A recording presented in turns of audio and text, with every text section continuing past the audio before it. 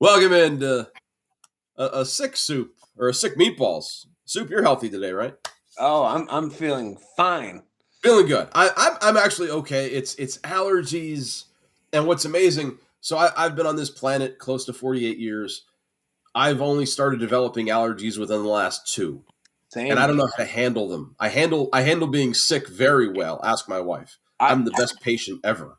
I have to take daily Claritin now. I'm hoping for something hardcore, whatever. Because like that stuff's not working for me. I haven't smelled anything in over a year. I think. They haven't invented any new smells. You're not missing anything. Well, I mean, I miss my my show candle here from Blue Mountain, the blueberry. Sure. Um, I miss that wonderful aroma of my downstairs. I also have a what's it's not prepubescent, it's not postpubescent, it's pubescent. High schooler right now who has to be reminded of deodorant sometimes. Sure. That's a So wonderful phase of life. it's a good time to be nose deaf here sometimes, but It not always. How was your week, Tim? was a good week. I went to the theater on Friday. I saw a production of Hound of the Baskervilles, like the Sherlock Holmes. Like a movie or a show? No, like live theater, like a show, like a Okay. production. And it was terrible. Ah, no. Why? I'm glad that they came to. That it was up on campus. It was the Celebrity Artist Series. Like, I'm glad for the attempt, and I'm glad that BU brought them in. But it just wasn't. It wasn't for me. So This wasn't even like a middle school production. no, this was a professional theater. You paid top dollar for this. Eh, I paid dollar. There's an I exchanged money for goods and/or services. Did you get your services worth? I guess not. I no, I did. I'm glad I went, and if nothing else, I had a good dinner beforehand. You probably should have gone to see Wicked instead. Well, that would have been 3 hours. I don't know what the show is. The show might be less, but you get an intermission where you can go get a bowl of soup. I guess I don't know. There was an intermission here, and right when the intermission started, there were two old ladies to my left, and they were like, "I can't follow what's happening," and then they ghosted. They never came back. No way. Yeah, That's so that's unfortunate because you get the gist of everything at the end. Don't they do like a wrap up? Like, doesn't Sherlock Holmes solve the thing and tell you what happened? yeah, it's like the classic Sherlock Holmes thing where he's like, "Well, Watson, let me tell you exactly what's happened until now, and let me tell you what your takeaway should be." It's And like a clip notes. this is why honestly I'm a poor reader. I was big into mysteries growing up, so my dad gave me the great anthology of Sir Arthur Conan Doyle's Sherlock Holmes. He's like, "You like mysteries, you'll like this." And I was a stubborn kid. I was like, "I'm going to solve this before he does." And I would read every single paragraph 30 times looking for the most minuscule clue that wasn't there. Ah, And the then you get writer to the used a end and you're semicolon. oh, what? Oh, I didn't remember this. And then I went back and reread it. Like, it wasn't there because it's just meant to entertain you. You're not meant to solve the thing or follow along. I guess. I mean, I understand to a point where if I'm watching a show, like Derek and I just started the Maul series on Disney Plus about Darth Maul. And I know who Darth Maul is, but there's all these new characters. I haven't figured out their names yet. We're 2 episodes in, but like I like it enough that I'll keep watching it, but I don't know who anybody is or what they're doing. I'm See, so easily entertained, though. I need a new show, and I keep saying that to people who keep recommending various shows that I. What are you getting? Uh, I've gotten that show Beef. It's like a anthology series on Netflix. Haven't seen Beef. Can't help you. The new season of Daredevil is on Disney Plus. Because I'm a Marvel guy. For two. That show on HBO Hacks with Gene Smart comes back for its last season. The Americans with Kerry Russell, the show that was on FX like 20 years ago. I remember the commercials for the Americans. Yeah. That's weird. And that's I a don't show know that's if it's right up my alley, but I haven't dove in yet. I haven't quite finished Sons of Anarchy yet. I'm like stalled. I just haven't had the wherewithal to open up Hulu and play some more. Jen and I we binge Scrubs, which is she's into the new one, and Dr. Cox just showed up for episode I saw. 8. I think they're doing 9 episodes this run, and they haven't gotten re-signed for a second season of the reboot. Which, I mean, the people said that they're getting good ratings, so they probably will if they want one. And I'm still decidedly met on it. I mean, when Cox showed up, and I guess spoiler alert, because I'm going to talk about Scrubs now off the cuff. When he came in and he's talking to the other guy, which and it turns out he's sick. Even Jen said, "If they kill him, I will riot." Yeah, I'm back There's and no forth need on. to do that. I'm back and forth on that because part of me is like, does John C. McGinley, the actor, want so much money that they're going to write him off? But they brought him back to give the character like a little, take a bow moment.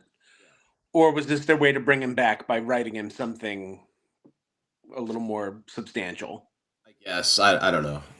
And I guess Jordan is going to be in episode 9, which will be on Wednesday, and it's just a half an hour. It's not like a special hour season finale or whatever. And it's funny because Carla's barely been in it. She's only showed up periodically. Yeah, she's another one that I read an article about the complaints, which are basically my complaints, that it's not Scrubs. It's a new show with some of the old characters in I new roles. I enjoy it. You I know, mean, I don't dislike it, but I don't like it. It's kind of there. It's dollar for me. okay. I mean, if Jen wants to watch it, I'm not going to say no. I'm going to go watch, rugby on ESPN the Ocho. But I'm. It's not the old show for me. But Fair. what is? Well, let's get into what we do around here. Let's talk a little bit about sports. And we had a good Monday. Was it a good Monday, a great Monday? But in a game that kind of felt more like a football game than a basketball game, the Wolverines outlasted the Yukon Huskies 69-63. This was the first time Michigan was held under 90 points in the entire tournament, but Yukon couldn't capitalize offensively on their own. And here we are, Michigan cutting down the nets. Hail to the victors. Aside from the early foul trouble that Yukon found themselves in, this was a really close game, Tim. What do you think? Yeah, it's exactly what UConn wanted to do. Like you say, turn it into a wrestling match. And, the officials really let them play. They let a lot go. Blew a lot of I, whistles, though, too. but it's funny because there could have been a lot more. Like every rebound, like when they showed replays, you were seeing elbows and you were seeing guys hooking other guys, and a lot of stuff that a different crew might have called. I thought it was a well officiated game. Don't get me wrong. I like when they let a little of that go. Well, you have, especially in a championship game, you can't be too ticky tack. But like you said, the one play where it almost had to be Mara got the rebound, and there was a hooking. I didn't realize. Excuse me. I didn't realize hooking was a technical foul. That was a big call late in that game. Yeah, And yeah. on the free throw line, so Michigan shot what was it, like 38%, I think, but they shot 89% on the foul line. I think They they were had something like fantastic. 25 points from the line. Yeah, at That one was point they were huge. like 23 or 24 at the line. That's the difference in a 6 point game, especially down the stretch when you're gonna have to hit your foul shots. And He did. the other thing, and it's more of like a psychological thing, I think. And they made note of it on the broadcast. But I remember when I was watching the Yukon Illinois game, and the basket that was what the viewer would consider the basket on the left. It People felt would like, consider the basket on the left, or it was on the left. well, if you're in the arena, it could be on your right, depending on where you're sitting. If you're the viewer, it's that one If over for a there. TV viewer, it's on the left. Gotcha. Nothing was falling, and that was the basket Michigan was at in the first half, and they shot horribly from the outside. I think they were 11 of Watching 14 in the paint and over 16 everywhere else. the first 3-pointer that fell came with what, like 15 minutes left in the second half, Yeah. and the fans like erupted like, oh my gosh, they can shoot again. And for Michigan to have a lead at halftime and then for UConn to have to get that basket in the second half. I mean, Grant Hill and Rafter we're even saying, like, like there's something with that basket. Like I have two, to two think. games in a row and no one could hit at that end of the court. I was watching the game, and I was watching with the audio on. It wasn't like sometimes I'll watch football or baseball and I'll have a movie on the iPad and I'll just kind of be up and down. I just don't remember anything about that basket. That's really interesting though that they brought that up, I especially don't from know the, if there the was Illinois game. I don't know if there was like a bad sight line, like if there was something distracting behind the backboard or like a lighting issue or I mean, weirder things have happened where sometimes there's a loose rim, but I would say that or the right rim was like the West Court playground backboard where you got a little bounce, and then the left one the was other's Beach Beach Street Street. Yeah. where it was triple rimmed Yeah. and tightened by the Incredible Hulk, where it Yeah. was either Those Beach Street rims were like equipped to withstand hurricane force winds. And yet every summer two of them would get ripped down anyway. somehow. But so in this one, uh, the lack of shooting. I want to throw this out to you because I saw this on the Twitter or X or whatever you want to call it from Opta Stats. In the NCAA tournament, teams all time are 1-50 all time when they score under 70 points, they shoot under 40% from the field, they shoot under 15% from three out over 15 attempts, and they get out rebounded. The one was Michigan on Monday. So UConn did the unthinkable. They won the unwinnable game against Duke, where number one seeds were 134-0 and leading by 15 at halftime. And then they lost the unlosable game against Michigan on Monday. That's kind of funny to me. Yeah, and not only that, but the way that UConn was dominating on the boards, which is tough to do against Michigan, particularly the offensive boards, where they were getting a lot of second chance opportunities. You had said that. Like, I think Michigan had built up like an 8-point lead. And in a season where Michigan beat a lot of teams by double digits, I was waiting for the 8-point lead to turn into a 12-point lead to turn into a 20-point lead. Never It happened. never happened. Like Yeah. because you said they could not get UConn off the boards, and some of it was like it wasn't just their big guy. Who was there? I'm gonna have to look it up here. I'll tell you who was getting a lot of them was the Mullins kid who hit the I big was going shot to say against Duke. it was that pesky Mullins kid. He was That's where crashing I in was going. from the It wasn't wing their and big getting a guy. lot of those long caroms off of missed threes. So at the end of the day, though, they cut down the nets and they did another first. This is the first time that you have a situation where a team has 5 transfers winning it all. So this is where you cue the trolls saying that Michigan bought a title. Well, how many of the teams that were top 4 seeds of the 16 teams that were a top 4 in their region, you could make that claim about how many? I don't know. But I mean, I remembered back a couple years You can't back say when it about UConn. You wouldn't have said it about Duke because of the boozers. But I mean, that's just the lay of the land now. I was a couple months ago. That's one of my Festivus grievances things. I hate when people say, "Well, you bought your title." Well, at this point, everybody is now. Did Indiana buy their football title? Yeah, they did. Probably. Yeah. You know what? And, Michigan did buy their title, and you know what? Michigan administration should say, "Why aren't you?" Because it's Good on legal them. now. Yeah. So I mean, you have a situation where the 5 guys that came in though they were cast-offs. They weren't like the big names. Which now we get into the point where we get into the portal. We're going portal shopping, and I mean this started almost the day after. I mean, it was just yesterday that Ward Manuel came out and said Dusty May has agreed to a new deal, which is good for this part of the year. I mean, North Carolina came calling during the Final Four. I don't know how cool that is. But you have two. First of all, they got J.P. Estrella from Tennessee. He's a 6'11" big man, might be the new Mara. But they also have they're talking with a guy from Wake Forest and a guy from TCU, and it's the guy from Wake Forest. He's the number one guy in the portal. His name is Juke Harris. Just visited Ann Arbor, and the sites that predict this kind of stuff think he's going to be at Michigan next year, as in the next couple of days, really, especially with the May signing. This is the type of sport we're in now, where you have to recruit your own guys and high school guys and other people's guys.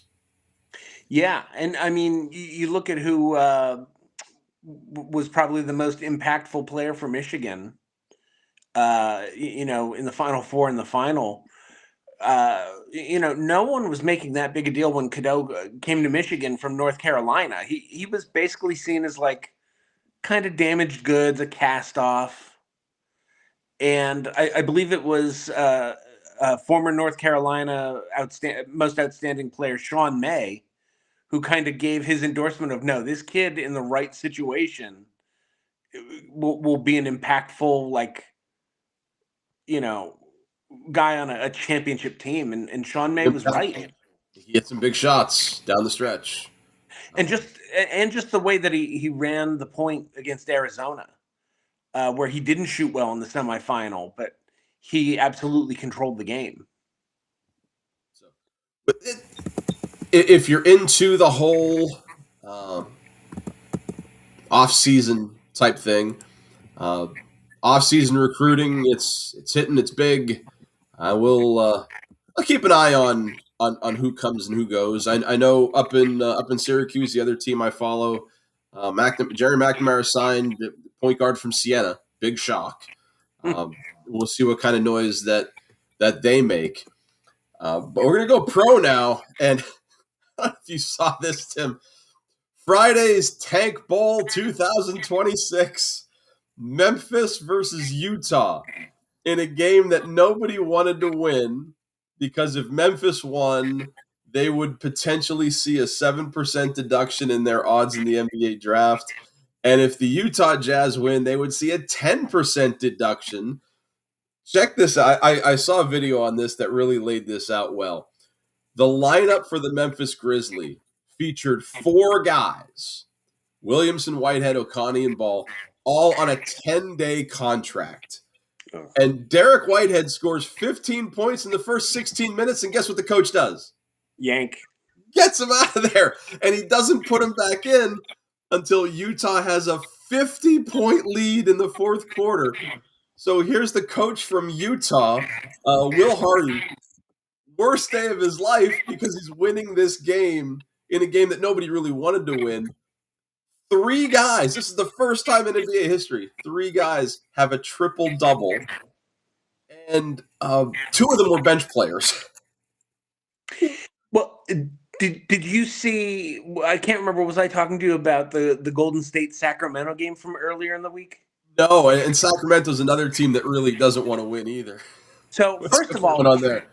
There are 5 teams in the NBA that have won as of I believe it was Tuesday of this week or Wednesday of this week. 3 or fewer games since the All-Star break. Yeah, since the All-Star break, yeah. Five different teams that have 19 wins among them. So Golden State and Sacramento are playing. Sacramento is one of these teams that is obviously tanking. And it's late in the game. Tanking, or do they just suck? Well, a little of both. Because they're playing Golden State. They're always bad, but it's like a 1-point game where Sacramento scores, and then they come right down the floor. Both teams are in the double bonus. So what's the last thing you want to do with a lead? Right. The ball's still being brought up, and Sacramento starts fouling Seth Curry, who's a 90+% foul shooter. But off the ball, they just start hacking at him, like near the scorer's table, to send him to the line intentionally. For no other reason other than clearly they want to lose the game. So now this is rare to me. because usually when you go into tank mode, it's the upper office. So like in the Utah game, the fans were chanting for Kevin Love, and the coaches is like, no, he's not. Nobody's playing. Nobody's playing. It's an admin decision sent down to the coach, and they're like, look, if you want to keep your job, you will not play these guys or whatever. And if you look at the box score, Memphis played 7 players. They played their starters and they had 2 bench guys. That's it. And the 2 bench guys got triple doubles. So the players though have a sense of pride and a sense of, hey, I've got to get stuff on tape. I've got to get my game on film in case I'm a free agent somewhere and I want to sign. So like, this is my job. It's not my job to make sure that you get the 5th pick in the draft instead of the 6th pick. It's Right. my job to put the ball in the basket and try to win. I can't imagine that a Sacramento player would freelance and just decide on his own to send Seth Curry to the line to lose the game.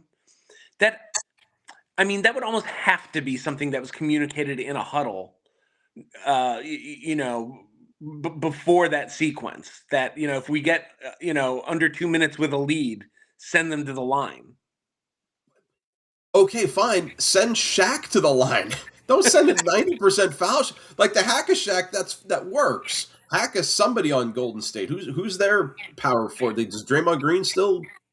Yeah, Draymond's there. They've Like, got Porzingis is in Golden State now. Brandon Pajemski. yeah, let's put anybody named Curry. I don't even want Del Curry shooting foul shots. That's bad. So just blatant tanking.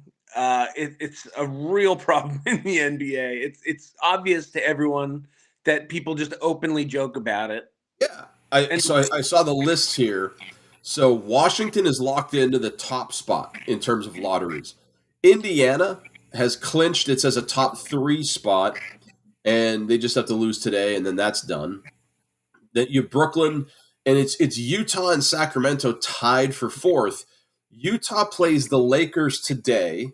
Sacramento plays the Blazers today as we end the NBA regular season. And neither one of those teams are likely to win because the Lakers and Blazers are have something to play for. They're playoff teams. And yeah, they want to start getting onto a roll going into the playoffs. It's going to be a coin flip. That's how the NBA is going to decide this draft situation. Is going to be a coin flip. I think they should play a game. Whoever wins gets more balls in the whatever. But they should play a game. No ticket prices. You went to see the Hound of the Baskervilles. You would have paid more for that than you get for this NBA game. Whatever team they play a game, whoever tanks least blatantly, like tanks without it being like obvious on camera. It's like, that was good tanking. I didn't even see that. You just put a jersey on a fan. I didn't even see you sneak him into the game. All right, you get the first pick. We can turn the NBA into like pro wrestling, where you have to distract the referee over here so that you can tank over there. Wait, did you just pay Dangerous Danny Davis to referee this game? I didn't even see you slip him a 20. How many Earl Hepners are there? How much for the facial? How much for the frame? There we go. So I mean, that's the bad part about the NBA. The good part, or I don't know if you want to call it the good part. It's just a part. Was earlier this week, Cade Cunningham came back for Detroit, and if he plays today against the Pacers, he would have played 64 games this season, which puts him 1 game shy of being eligible for postseason awards, where you need 65. The awards he would be looking for: MVP, he's not going to win. Defensive Player of the Year, not going to win. But Most Improved and the All NBA team, which deals with salary, but contract bonuses for some of these guys. The requirements say you have to play at least 20 minutes in 65 games. He's obviously not going to reach that.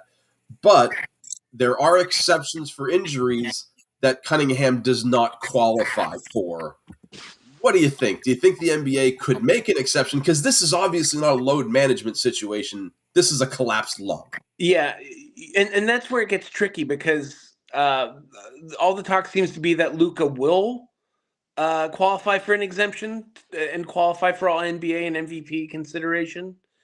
Exemptions say players who suffer a season-ending injury after logging 62 games, provided they played in 85% of the team's games prior, which obviously Cunningham doesn't qualify for, but Luka does.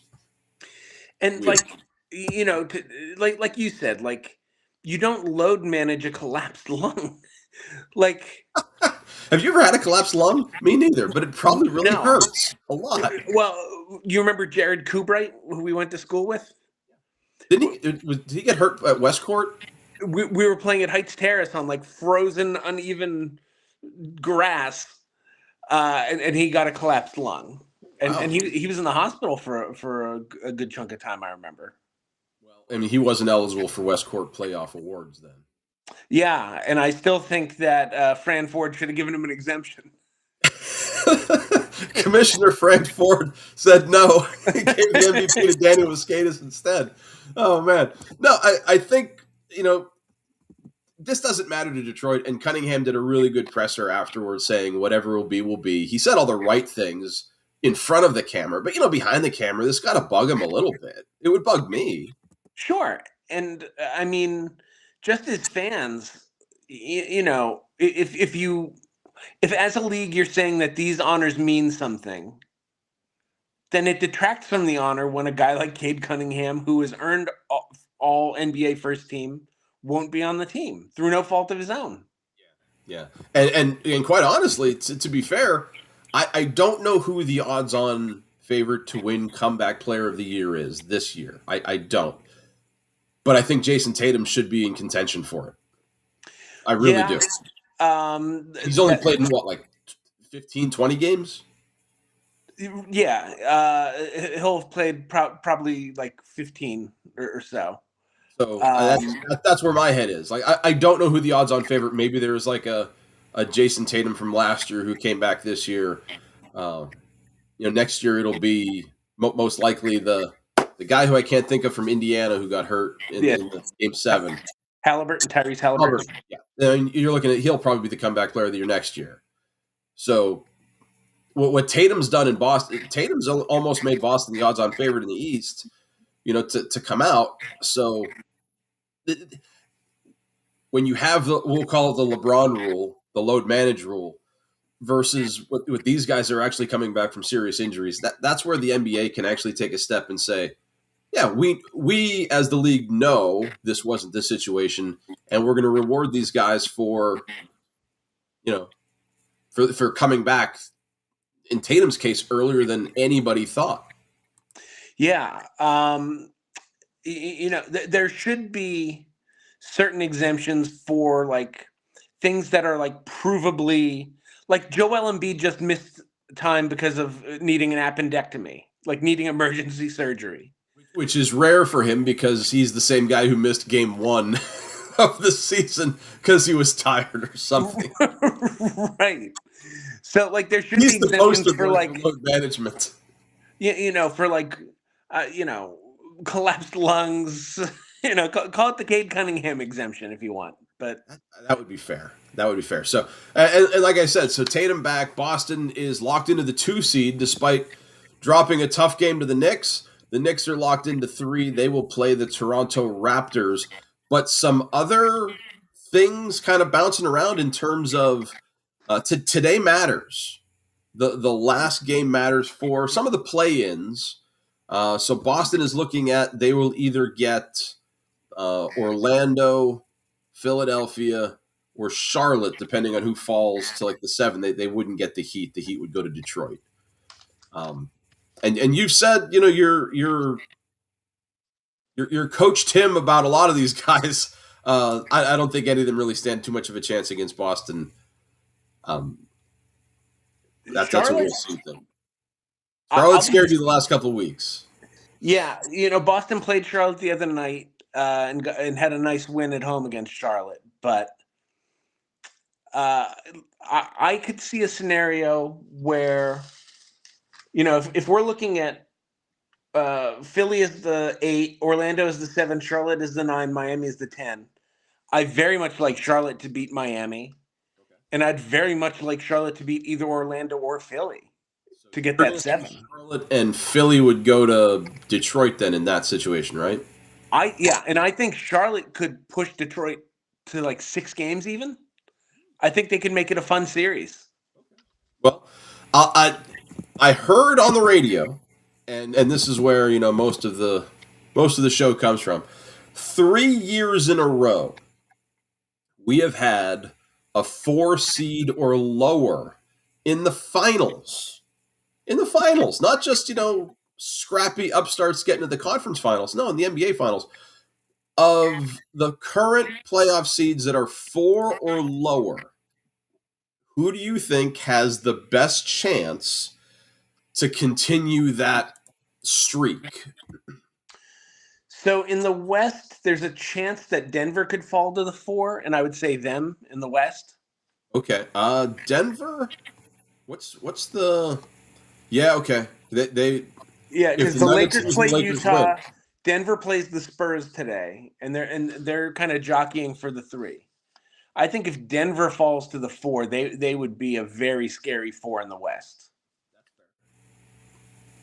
I, Um, I I really feel like Charlotte could be on a trajectory. I'm not saying it will happen, but like what Miami did a couple years ago, where they knocked out the Celtics in 7 and went to the finals. I could see a scenario where Charlotte goes on a run like that. I like your Denver pick. That's the that's where Like I think I would stick. Charlotte scares me more than Cleveland, Atlanta, Toronto, Orlando, or Philly. I will say I think it was Friday, the Celtics, when they clinched the 2 seed, they tied the NBA record, 29 3-pointers in a game. If if they shoot like that, nobody's stopping them. But if anybody shoots like that, it becomes really tough to stop. When do Well, the playoffs start? Is it the play-in Tuesday? game today's the last day of the regular season. Playoff game or play-in games start Tuesday. I want to say. Tuesday or Wednesday? I don't know. They don't take too much time off before they get into it. So by the next show, we'll have maybe a clearer idea of where the playoffs are, and Yeah, you can tell us who you're really afraid of. by the end of the week, the play-in should be sorted out. We should know who the 7s and 8s are in each conference. Excellent. All right. I just saw this morning.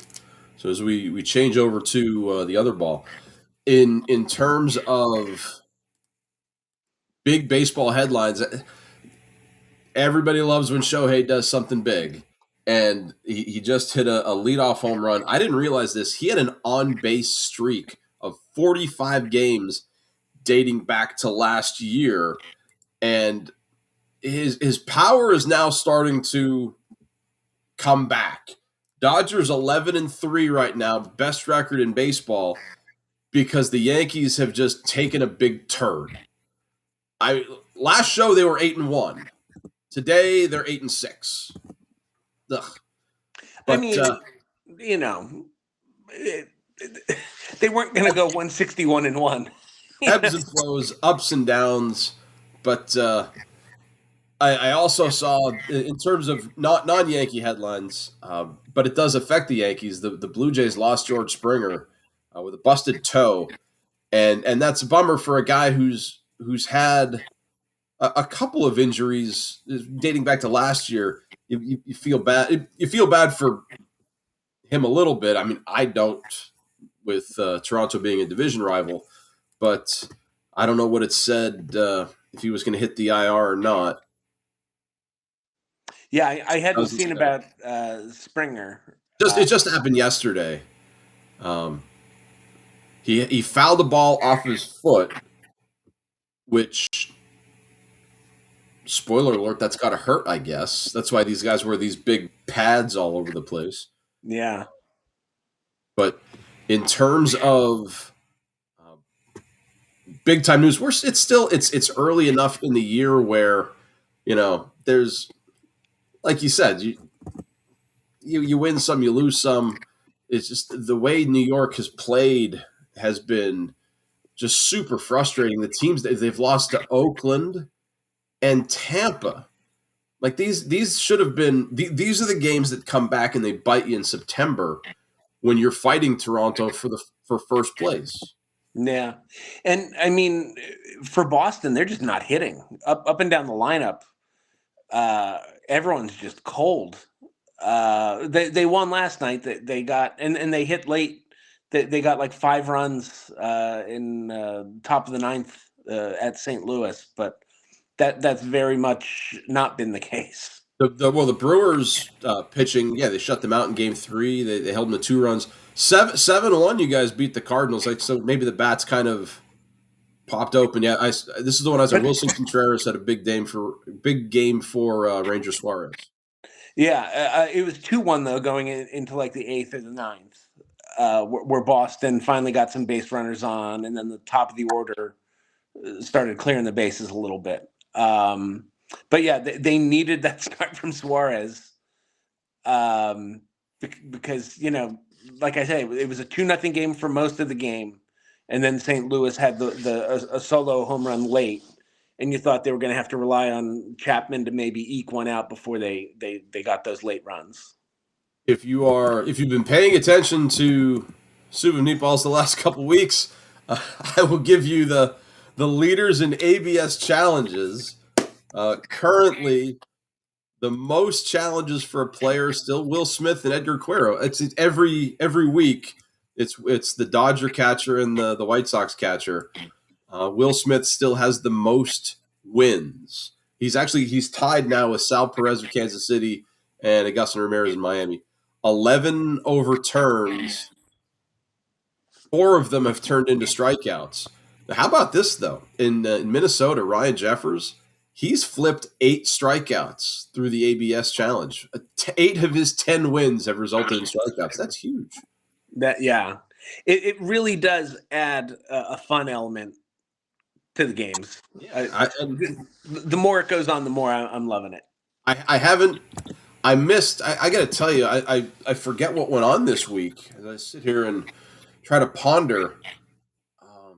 Aside from some of the Yankee games I've been able to see and get, when they go on a 4 or 5 game losing streak, I get depressed and I don't like to watch baseball. But if they win, I've been watching MLB Network and they have like the 4 boxes, and I'll watch 4 games at once. I can't think of where we were Friday. Oh, you know what? Oh, dude, are you ready? Yeah, I was gonna save this, but now that it came up, we're definitely going to do this. I have to show you video number 1, and I said the videos were going to come today. Oh, come on now, let's wait. Friday night, I went to a dance. It was the daddy-daughter dance, and here's where the first shared video comes in. This is going to be a quick hit, not anymore.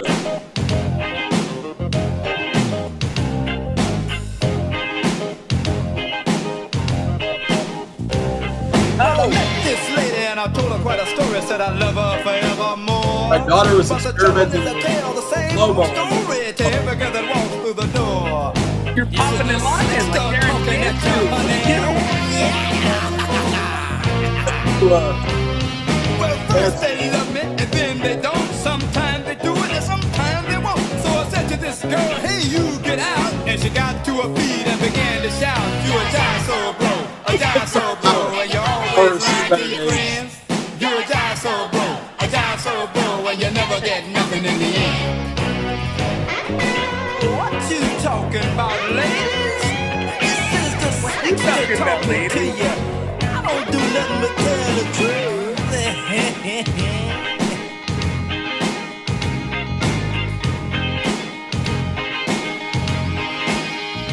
Now, when you dance like that, is Jen afraid of other women just like throwing clothing at you or giving you their numbers? Or fortunately for everybody involved, that I was the daddy-daughter dance. I was only hanging out with one girl, and she's going to turn 9 in a couple weeks.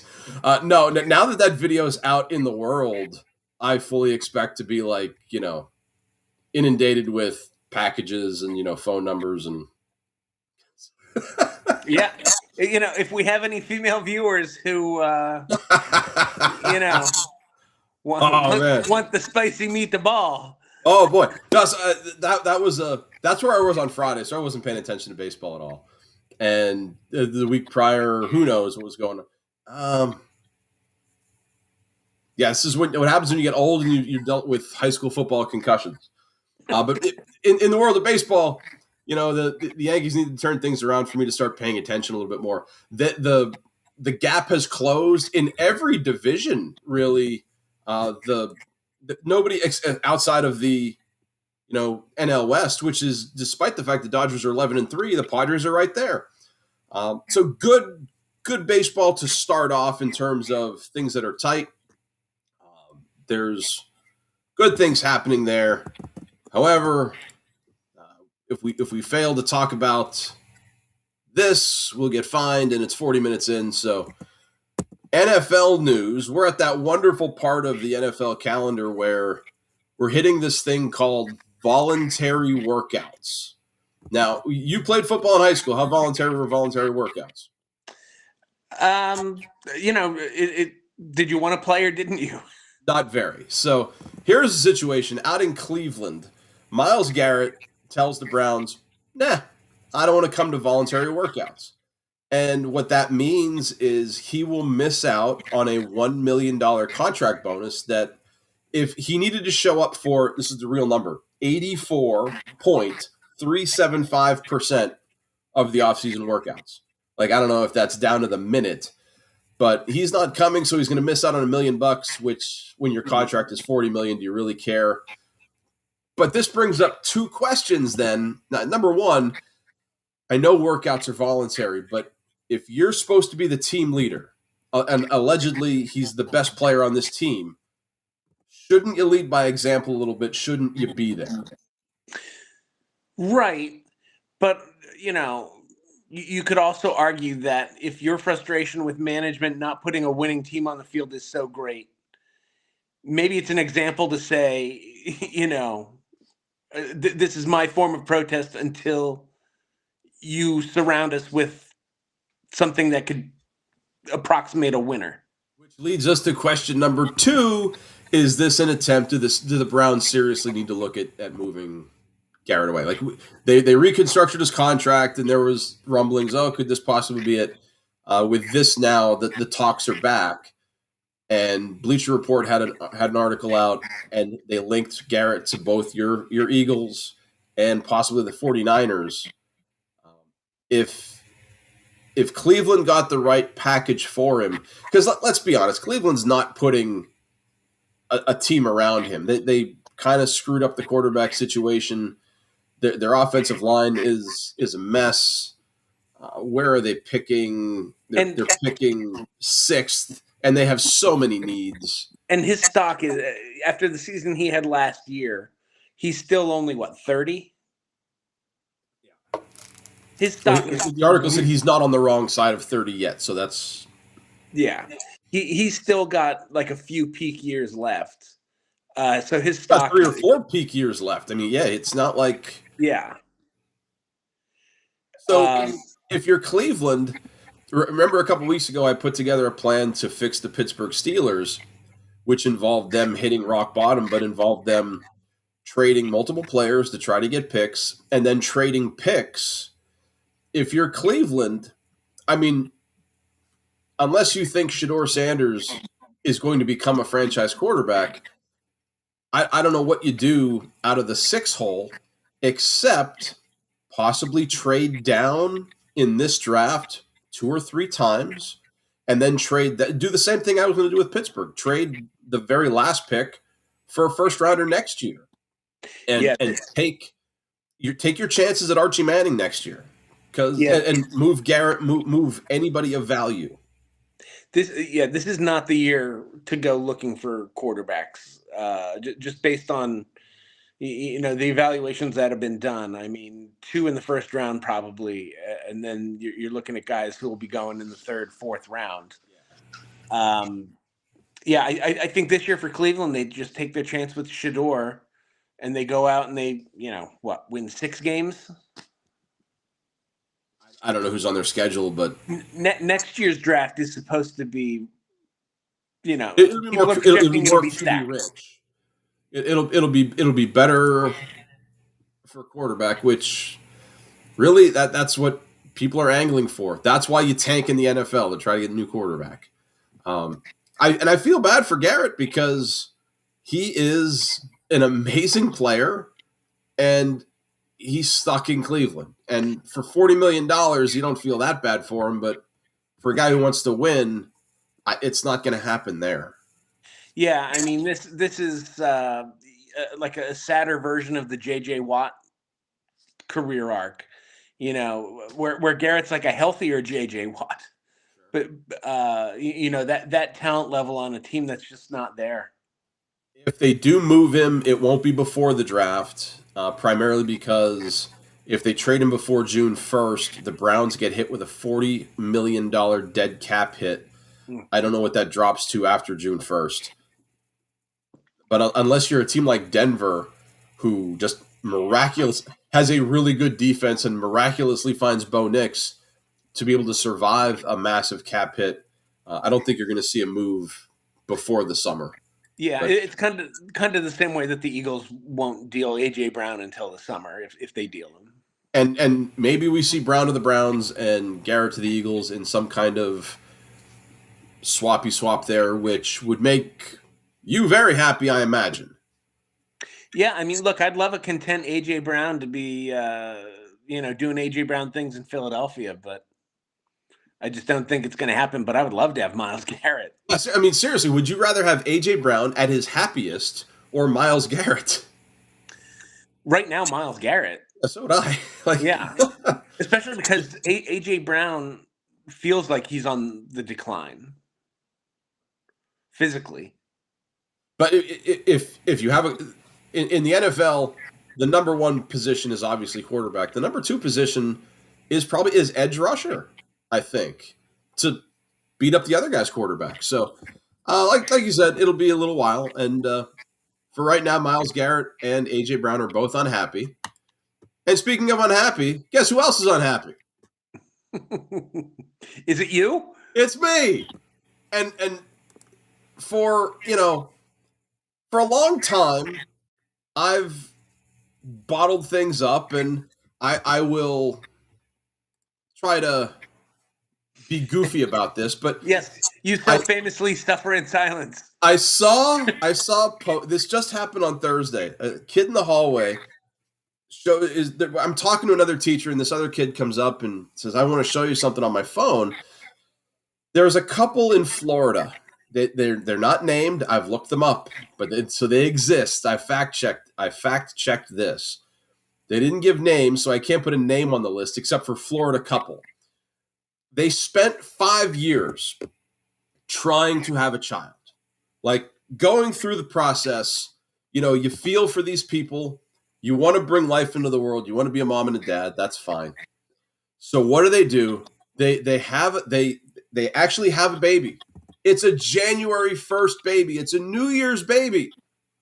I don't know if it's a boy or a girl, but I can tell you its name is 6'7". All right. Call Child Protective Services. What are we doing, Florida couple? Of course they're a Florida couple as well. Right? So those of you who don't know, because there might be, old people like us, 6'7" is this weird meme thing that the kids do. They do this thing with their hands. They don't even do it anymore, right? It's based on a DJ Skrilla song.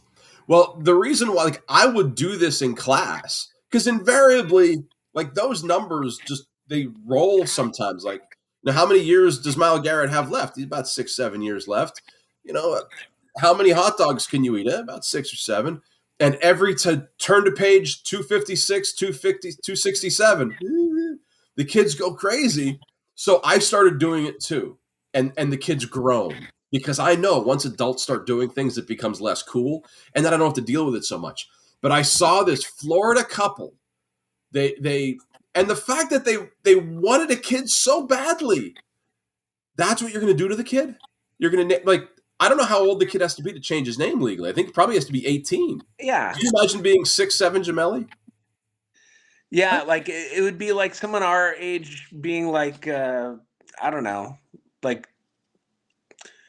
totally tubular or something, or something painfully of its time. Rad hair. Like, no. So, with that, Florida couple, you just made the list. I didn't have something for the list, so I was trying to brainstorm. I'll have a quick addition to the list. Okay. Coleman Domingo hosted Saturday Night Live last night for the first time, and he was at the good nights, like where the host is like, I want to thank the cast, it's amazing. He starts talking about for all those kids in the inner city who have a dream, and then the show cut out. Like he was amping up to like tell some like really heartfelt like thank you, and then the show cut him off. Let a man, tell a story about those inner city kids who want to host Saturday Night Live someday. Lorne Michaels, you're on the list. I Hand don't the know show if it's over to Lorne. Tina Fey. I don't know if it's Lorne Michaels or if it's NBC affiliates It probably is the affiliates. who cut out, and because they have to get to that 1:00 infomercial. Yeah, Ron Popeil is calling. But I mean, there has to be a way. Like when I was at WILN, that there wasn't. Like we had to be off at 5:30. That was it. The other station I worked at, like you could go long and it didn't matter. Like it was the Wild West there. But with like if you're BRE or what's a GAL down here, you have to get out, and that's about the live audience gets it. But yeah, that's a bummer. I don't know if I'd put NBC on the list for that. Like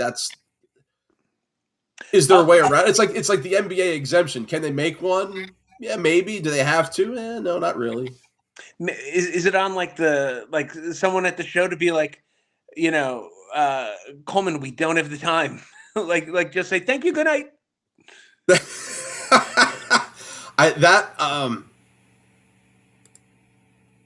I'm trying to think back to. Yeah, we probably could have pushed, but now it's hard. It's hard. So, oh well. There we go. Quick hitter time. Are you ready? I am ready for a quick hitter. Now we have a couple this week because we actually did some show prep as opposed to last week. Number one, at one point this offseason, like as soon as like a week and a half ago, the Tennessee Lady Volunteer Basketball team had 0 players on their roster. As of right now, they have 2 coming back for next season, 1 freshman and 1 transfer. Is that the lowest any D1 school has ever been during the world of the portal, considering the Tennessee's blue blood status in women's basketball? Yeah, that's not enough players. They need at least 3 more. Like if you show up at the Y with 2 players, you're screwed. It's sad to see.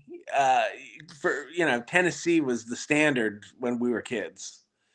And on senior day, they didn't play any seniors. The coach did not play a senior on senior day. So I don't know if the coach has lost control, but that's not a good look either. Yeah, it's sad. It's sad to see the program at that point. Number 2, according to Yahoo Sports, the NCAA is exploring changes to their eligibility rules, and sources say the proposal changes age as a standard. Athletes would have 5 years of eligibility from their 19th birthday or high school graduation. Now, I, for one, hope this doesn't come to fruition. If for nothing else, it screws a guy like Tom Sillo. Yeah. What are your thoughts on this? I don't like that. I mean, it exists for a reason in high school, obviously, because of, the advantages that, if you're older than 19 and playing a 15-year-old kid, like just the physical advantages. But we'd lose like the Chris Wankies. Think of Scott Bakula. We'd lose the Sinbads and the Bakulas of the world. I wasn't thinking of the Texas states of the world. You're not wrong. Kathy Ireland, where would she kick? I don't know. My first thought was about our friend of the show, Tom Sillo, though. So yes. Quick hitter. We have another video for you. Are you ready? Ooh. Let me get the glasses. I want you to watch how this. I don't know if it's high school or lower level college baseball game. I want you to watch how this baseball game ends.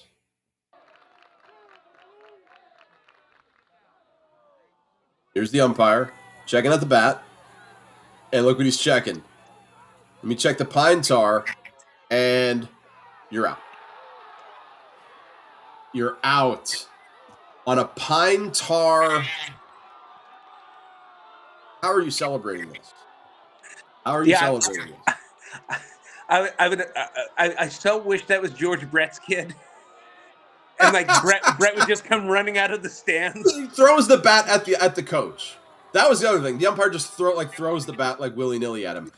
How do you possibly wrap your head around ending a baseball game on an out like this? Was there like an explanation on how excessive the pine tar was, or You could see the pine tar is only allowed to be on the width of the plate, and the umpire was like maybe right 2 inches past. Okay, yeah, I couldn't quite see how far past it was, But I mean, at one point, do you just say get a new bat and we'll get you swing in, or the umpire's like, no, you're just out? no, I mean the umpire's right here. I mean that's the rule. It's an illegal bat, same as if it was corked. I guess. One more video for you. One more video. This is Vanderbilt quarterback Diego Pavia.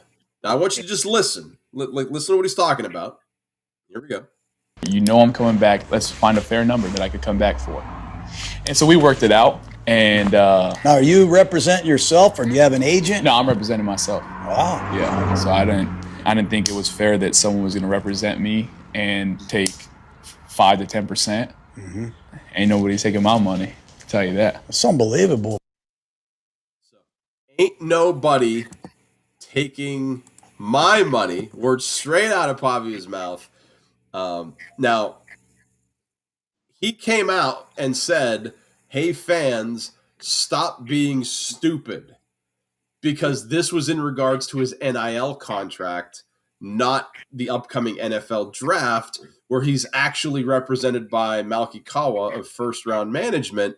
It sounds like this guy's doing the Shadir Sanders pre-draft workout stuff, though, with the Gruden quarterback camp saying, like, ain't nobody taking my money. What are your thoughts on that? Look, I'm all for someone who, they want to represent themselves, or they want to keep as much of they earn as possible. But I think Pavia showed us with the Heisman Trophy fiasco that he has some growing up to do. A little bit. Going after Mendoza and the Heisman voters for not giving him the award, and he threatened to if it sue were them. anyone else, I'd be like, good for you, but I'm inclined to not like Diego Pavia. This guy threatened to sue the NCAA about that? Over the Heisman? Yeah. I hadn't seen that. But I mean, he cursed out the voters. Like, I can't share the language. And there were like pictures of him wearing like some like almost like they have turnover chains, like the big chains on the sideline. It was like him in a club, like wearing this ridiculous chain and like flashing signs after he lost the Heisman. Yeah, sign me up. We're gonna do our mock draft here in a second. Yeah, he's going in the top 10, I'm sure. Yeah. Number 5, with the Masters winding down. Yeah, there's a big golf tournament going on as we speak. Where was the better mini golf for you? Stewart's, Wolfie's, or somewhere else? I was a Stewart's guy, mostly because of the post golf ice cream. That's fair. At Wolfie's, you could have got the post golf awful pizza.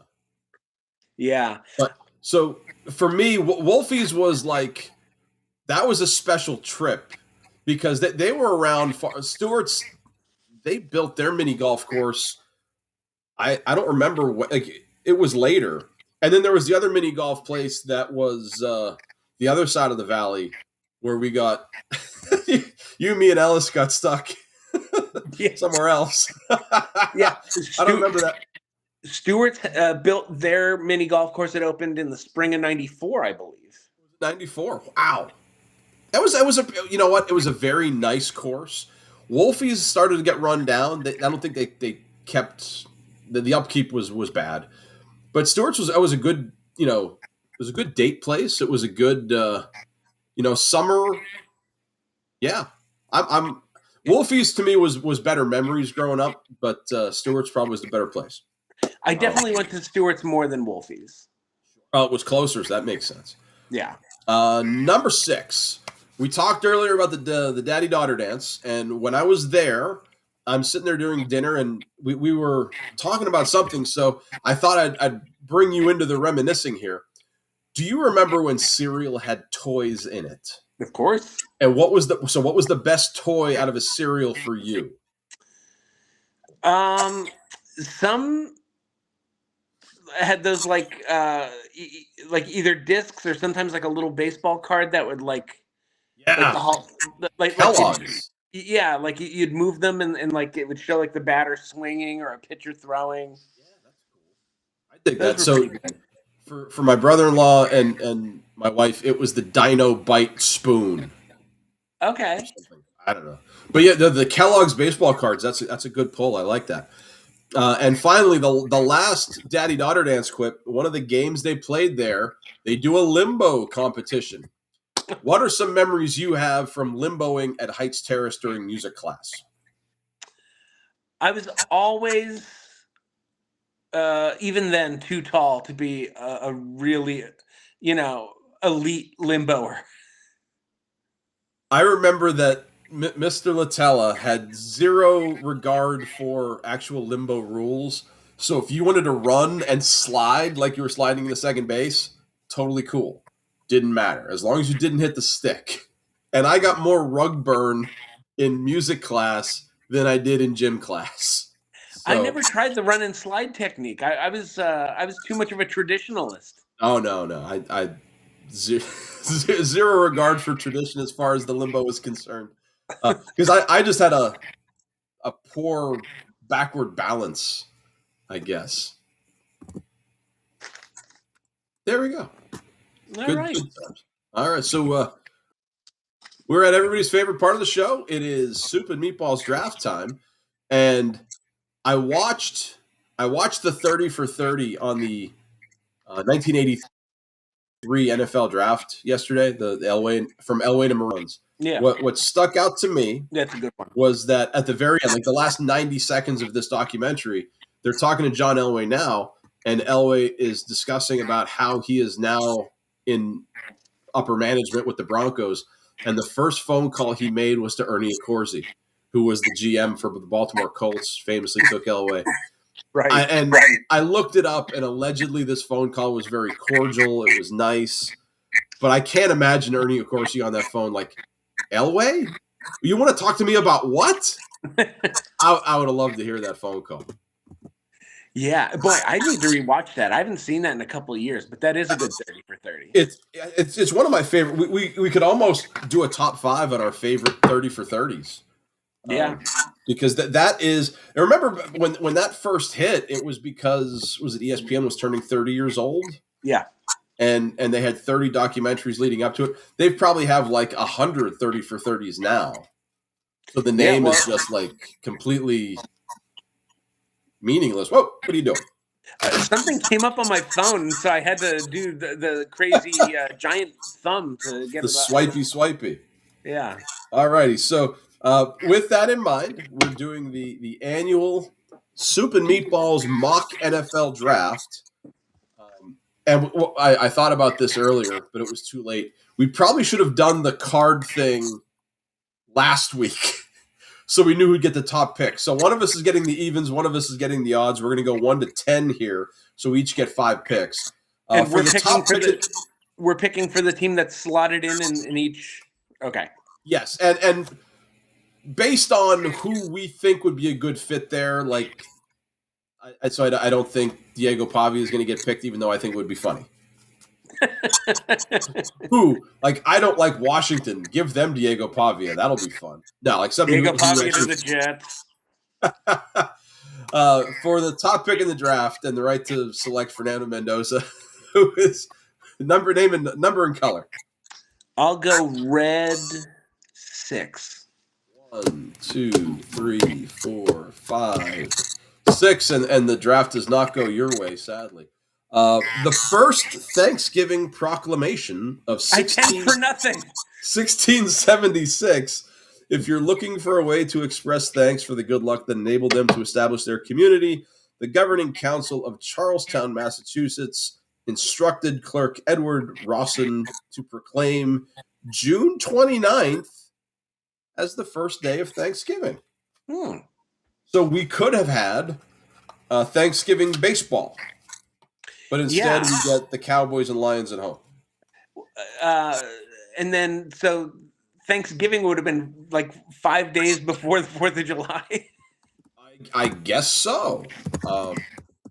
See all the stuff you learn on Soup and Meatballs that, makes a lot of sense. So a cornucopia of information. Here we go. So as Ernie Accorsi did in 1983, it will take me 1 second. It's pretty much all but a lock. Las Vegas is going to take Heisman Trophy winner and national champion quarterback Fernando Mendoza of Indiana. That's pretty clear. So we'll go with Mendoza first. I'm not going to be goofy and say, well, you should take this guy instead. No. Yeah, and there's very little drama that he'll be the first pick. Not only because of his talents, but because of how, and we've established how quarterback poor this draft is. That just helps him. So now I'm picking for the Jets. You got the Jets. I'm going to buck tradition and not take an offensive lineman. Oh, that's I was kind of hoping I was going to get the 2 pick because I was going tackle. No, I'm going to go. We talked about how important edge is, and I'm going to go Arvell Reese from Reese out of Ohio. He's one of the expert picks. He's not a chalk pick, but he's one of the expert picks, and that's fine. He's a great athlete. I don't know. There's just something about him that he with the Jets especially, I don't see him living up to all the expectations they have. But as far as freak athlete, that's Arvell Reese. And here's the thing: there is that there are like 5 or 6 edge guys who could go in the top like 35 picks. Because it's just when you look at the positions that are deep in this draft, it's edge and it's offensive line, I think. And speaking of offensive line, that's if you look at team needs, for Arizona, quarterback, offensive tackle, edge, and that's the 3. They're the big thing in any team.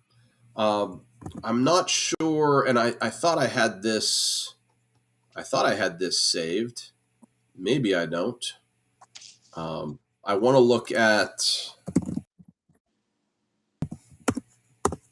your depth chart. With Kyler Murray out in Arizona, I don't know who their QB1 is. And obviously let's think about this. NFL.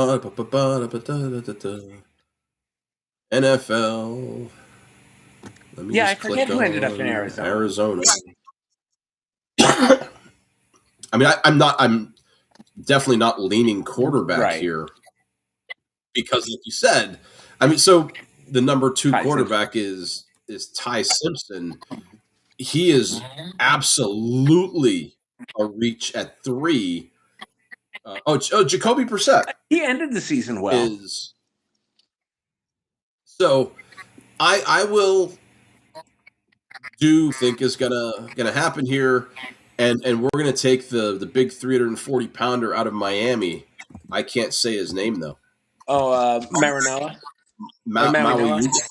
Mauiuga.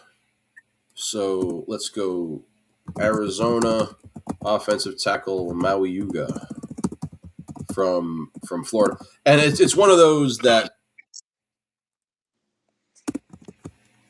the last big offensive lineman that Arizona had was like, I can't even think of one. Yeah, like with almost every team you can think of, the Larry Allens of the world, the Joe Thomases of the world. Arizona has been so devoid of a bookend tackle that I think they're going to go hunting for one here. And yeah, I mean, what I've seen of him, he's a good one. You know, the book on him is that he's durable and he's a mauler. So And long arms. So yeah. that seems to be a thing. Ask New England. So then I get Tennessee at 4. Yeah. I'm going to go with someone whose stock has been rising since the combine, and I'm going to give Cam Ward a weapon. I'm going to take Jeremiah Love out of Notre Dame. So this is one of those things where ever since Bijan Robinson got drafted by the Falcons, people are like, well, why are we drafting running backs again? This guy, though, is, if you look at Tennessee's needs, they need stuff around Cam Ward, and giving him a running game that it can only help. And like I don't hate that. 4.3 speed, and he's a guy who you can split out wide and play like as a slot receiver. Like you can motion him out.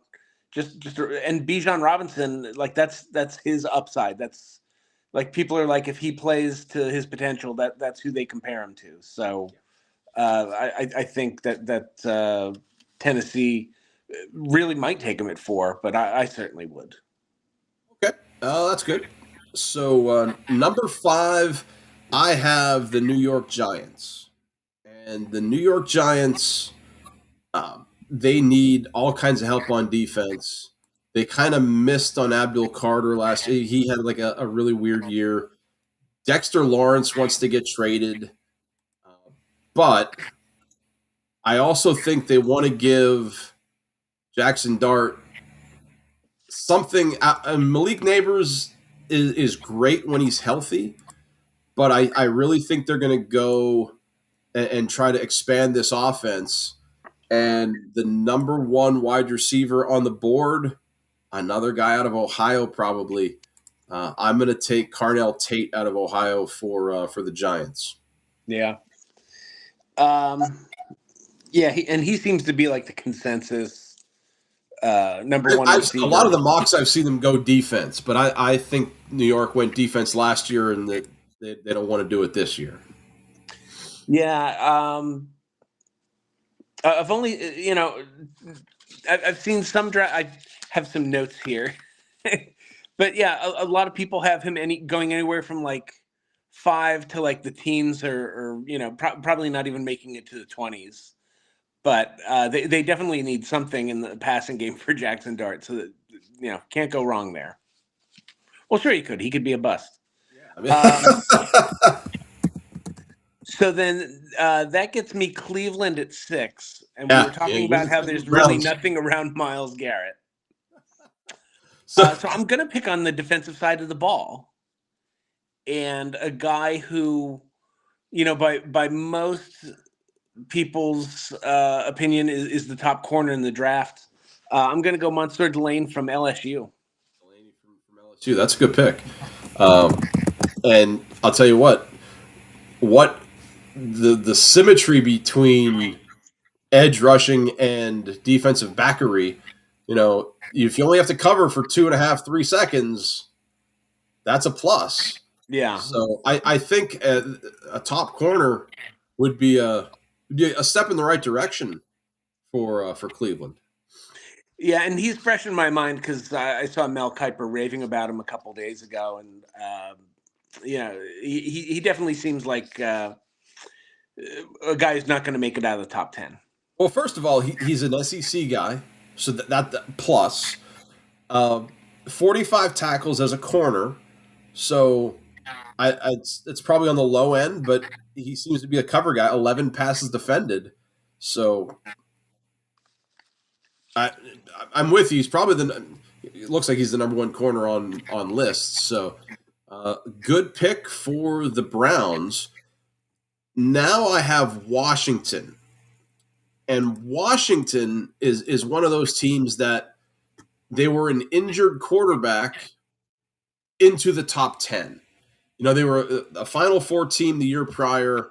Jaden Daniels was the greatest quarterback of all time, and then he gets hurt. So The needs lists. I have wide receiver, running back, and edge. So I think with Washington, we will take maybe there's two guys I can look at in terms of edge. One guy just has better numbers, and that's David Bailey out of Texas Yeah. Tech. 14 and a half sacks, 3 forced fumbles. So let's put edge rusher Bailey in Washington, and Jaden Daniels is kind of bummed that they went defense instead of offense. I was so shocked I dropped my phone. No, Bailey has like top 5. He really might go in the top 5 in the actual draft. And I mean, if he falls to Washington, that's a problem for me. I don't want that in the division. I don't need that kind of smoke in my life now. No. So that takes me, to New Orleans at 8. And I'm going to go with another guy who I think could possibly go before this. It's a best available type of situation for a team that just needs to draft talent. And I'm going to go Sonny Styles from Ohio State at linebacker. Yeah, he's New Orleans, I had on my need chart, I had quarterback, wide receiver, or BPA, which is best player available. Yeah. And because quarterback you weren't going to get, and the wideout situation, I don't think this is a deep wideout draft. So I think it seems like it kind of seems like the kind of wideout draft where it's guys who will be taken in the 20s who might stick or yeah, but not a lot of like top 10 game breaker kind of guys. I think New Orleans is in a tough spot. I don't think anybody's itching to trade up to 8. My team coming up 9, Kansas City. Prior to signing Kenneth Walker, I saw a lot of stuff about, what can Kansas City put together to move up to get Jeremiah Love. And that would have been wild. Although now Kenneth Walker with Mahomes becomes, a situational problem. I think Kansas City's need is either in the secondary or on the offensive line. And if Delane is not available, I don't know if there's another corner or safety that's worth 9. I think a trade down is extremely possible, but the top safety is on the board, and let's take Caleb Downs out of Ohio again. Yeah. I feel terrible. I'm drafting how many guys from Ohio State did I drafted 3 guys from Ohio? No, 2. Well, I took Reese and Style, and you took Tate and now Downs. Downs, yeah. Which, I mean, how'd you not win a national title with all this talent? Just saying. And I mean, that was the talk, is that Ohio State had the best defense in the country.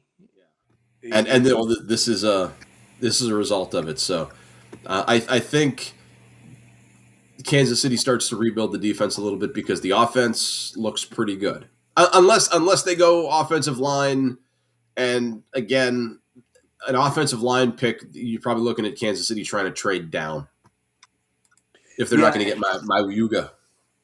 And I'm in the same boat where I'm thinking, since I'm Cincinnati, their defense is horrendous. And they just lost Hendrickson, right? Yes. Baltimore, so. And but also offensive line would be a consideration. So I'm gonna go, just because I think it's a more glaring need.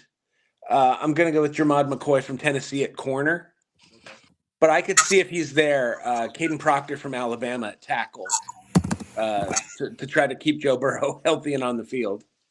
And here's the thing about Caden. I have been long since the biggest Caden Proctor critic ever. Because as you know, Big Jake is an Alabama fan. So whenever I'm in town, we'll watch Alabama or Michigan. And I don't mind Alabama winning as long as they're not playing Michigan. So we're watching a game, and it's one of those, Alabama versus Missouri Tech A&I, and Caden Proctor is starting as a freshman at left tackle. And not that I have like the keenest eye for stuff like this, but he had the worst footwork I'd ever seen. And he was so unaggressive, like the opposite of what you want an offensive lineman to be in the run game. And I looked at my dad, I'm like, what is excuse me. God bless America. What is going on with this tackle? He's awful. He's lost on run plays. He doesn't know who to hit. He doesn't want to hit anybody. He's getting beat. The quarterback's getting pressured all day. And when Michigan played Alabama in the Rose Bowl in 2023, Yeah. my dad called me up and he's like, "Oh, it's going to be roll tide. It's going to be." I said, "Dad, if Kenneth Proctor starts, your quarterback is going to get killed." And the first play of was Kenneth Grant or who was on the right side, absolutely just destroyed Caden Proctor and messed up the play. And it was just like that. I don't know if Caden Proctor ever grew up as a lineman. I've seen mock draft. He's a top 20 pick, but I'm really curious to see if he became violent because I didn't see it early in his career. And it's funny because the next lineman after Mawinoa, R. Proctor, and then the kid from Penn State, that Ione, or he's an interior guy. I would take the kid from Penn State all day, but that's just me. Right, and the only consideration there though is that you're looking at a guy who's most likely projected as a guard, the kid from Penn State, as opposed to Proctor, who's clearly made to play a bookend tackle. There it is. There, we'll see how close we came. I don't think we came close last year, outside of maybe like the top 2 picks. I like my chances with Mendoza going number 1. Yeah. And I think there's a strong chance Reese goes to the Jets. I would love for Mayuga to go to the Jets because that would be like 7 straight drafts where they've taken a lineman in the first round. The Jets could try to convert Reese to play guard. He plays both ways, sure. Yeah, Travis Hunter can do it. Here it is. So earlier this week, I think it was Tuesday, I'm driving to school and I heard on the radio because they're getting ready for this golf tournament called the Masters. And at Augusta National, I didn't know this, but if you go as a spectator, you're not allowed to bring a cell phone. Did you know that? Yeah, I did. So I'm befuddled. Jen and I went to a Dave Chappelle concert 2018, 2019. It was definitely before the lockdown. And you had to take your phone and put it in a lockbox because he didn't want you filming. Yeah, sure. A lot of comedians, especially if they're trying out new material that they're not confident in yet, they'll be like, "All right, we're locking up phones." So I thought, this week if we had to do a top 5, I thought it'd be interesting to see what your top 5 places were that you should not be allowed to have your cell phone. Yeah, I have a list. I don't have them ranked, but these are definitely places you shouldn't be on your cell phone. So you can lead us off. 3 of them came right to mind for me when you sent this to me. The first one I wrote, and I was very specific when I wrote it down, but I'm going to expand it to I wrote down the movies. Okay. Because I can't tell you how many times recently I've been to the movies and seen people, not just during the trailers, but the movie itself, texting or taking pictures, and it drives me nuts. But then when I was at that play Friday, I heard people dropping phones like on the floor at least 5 times. It happened frequently enough that I thought it was like an element of the play, like it was going to be a joke that was going to like come up. Gotcha. And one guy's alarm went off during the play. Let me tell you, movie/Broadway theater also on my list. So I'm right there with you. What bugs me, I actually like watching the trailers. So if there's the theater goes, we'll say 60% dark for the trailer and then 100% dark for the film, right? So they go 60% dark, and I can still see light peripherally, and it's distracting. Not like seriously distracting, but it's annoying to the point then where they do go to 100%, and you're still on there. I'm like, look, dude, it's time now. As far as Broadway goes, though, and to your Hound of the Baskerville people, that's distracting for them live. Yeah. And they're trying to entertain you live. Whereas movies, it's on film. You know, Robert Downey doesn't see your phone. It's fine. But the characters do. That's wow, is that rude? Yeah, and I'm of the opinion at the movies. So first, I typically don't even take my phone with me to the movies. I live close enough to the movie theater. If my car breaks down, I could walk home. But I don't even like to feel it buzzing in my pocket while I'm watching the movie. I just want a distraction-free atmosphere. Sure. I think like before the movie starts, during the commercials, have at it on your phone. During the trailers, if you want to text or talk to the person next to you, even that to me is fine. Once the lights come down and Nicole Kidman tells us what a magical place we're in and why we go there, put your phone in your pocket. Turn it off. Yes, turn it off, or at least make sure it's silenced. Like people who when confronted insist like, oh my God, like, what are you, the phone police? Yes, I am. Yes. And you are under arrest. I like, yes. So we both have that. We're both on the same page. I'm with you 100%. There's no but I'm more serious. I don't want you texting during the previews. I don't want the dings and the giggles. Like, no, put it away. I want to see the He-Man trailer. So do you go next now since we had that? You go until we don't have a match. Okay. This is a pet peeve of mine because it's a thing that pops up on social media a lot. But people who think they have the right in a gym to like set up a tripod so that they can like, and then they get like mad when someone walks between the camera and them and they're like, worse yet are the people who want to take selfies in the locker room. It's like, oh, what? So you can catch someone in the shower? Like that's a place where people are taking their clothes off. Yeah. So gym, cell phones, a gym should be like, here's the place, put your phone in here at the front desk, we'll guard it for you. Oh, if someone reports that you have your phone out past this point, we're revoking your membership. Okay. So I also have at the gym, but now you're a little bit more serious than I am because when I go to the gym, I use my phone as music. Like I put my headphones in and I don't talk to people. I just do my thing. I am totally with you with don't pull the phone out. Because that's fair. What bugs me is at the place I go to, there are 4 Smith machines, which I mean now you probably know where I go. But if you want to do any kind of like bar benching, you've got to wait in line most of the time. And what I see are generally the females who are sitting there and they're dynamic. I can knock through 3 sets of my bench in less than 4 minutes. You're spending 5, 6, 7 minutes in between sets on your phone. And you're not checking your workout. Because like there are apps on your phone that will tell you like this is what you should do and this is how many reps. I get that. That's fine. But the social media aspect of it, and I'm with you on the tripods because unfortunately I don't see that where I go because it's the long people aren't allowed. Yeah. But the anger, like, oh, you just ruined my shot. So what? Do it again. Yeah, you want to film, like, build a home gym.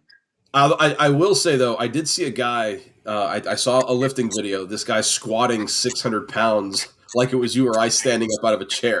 Like, that was neat to see. But no, I'm with, for the most part, what are you filming over here? You're going to grade your grip or your form? You're not Olympian. Yeah. Get over it. So we're both 2 for 2 on being cranky old men. Yeah, that was actually the 5th one I wrote down because I had a good list already in my head. So the third one that I have might be particular to me, so I don't know if it will have overlap. Let's hope. But I wrote down pub trivia. Okay. That's right. No, Because I don't have that, so that's cool. when I would go out and do trivia, it would drive me crazy when I'd see the college kids trying to they'd because everyone would be like, and put away your phones, no phones. If we see your phone, you're disqualified. But you'd still see people who were trying to cheat, to the point that when I would go out, and I was shameless about it. Me and my friends used to joke, we'd call it hair justice, where if someone was cut, we'd go hair justice. But I would go up to a table and I was such a tattletale. I'd him, this guy, he's got his phone. Someone get his phone. Because I was I'm smarter than you and I need this validation. Put your phone away. The way you get around that is the timer on the trivia. So I'll ask you, who was the first person to do XYZ?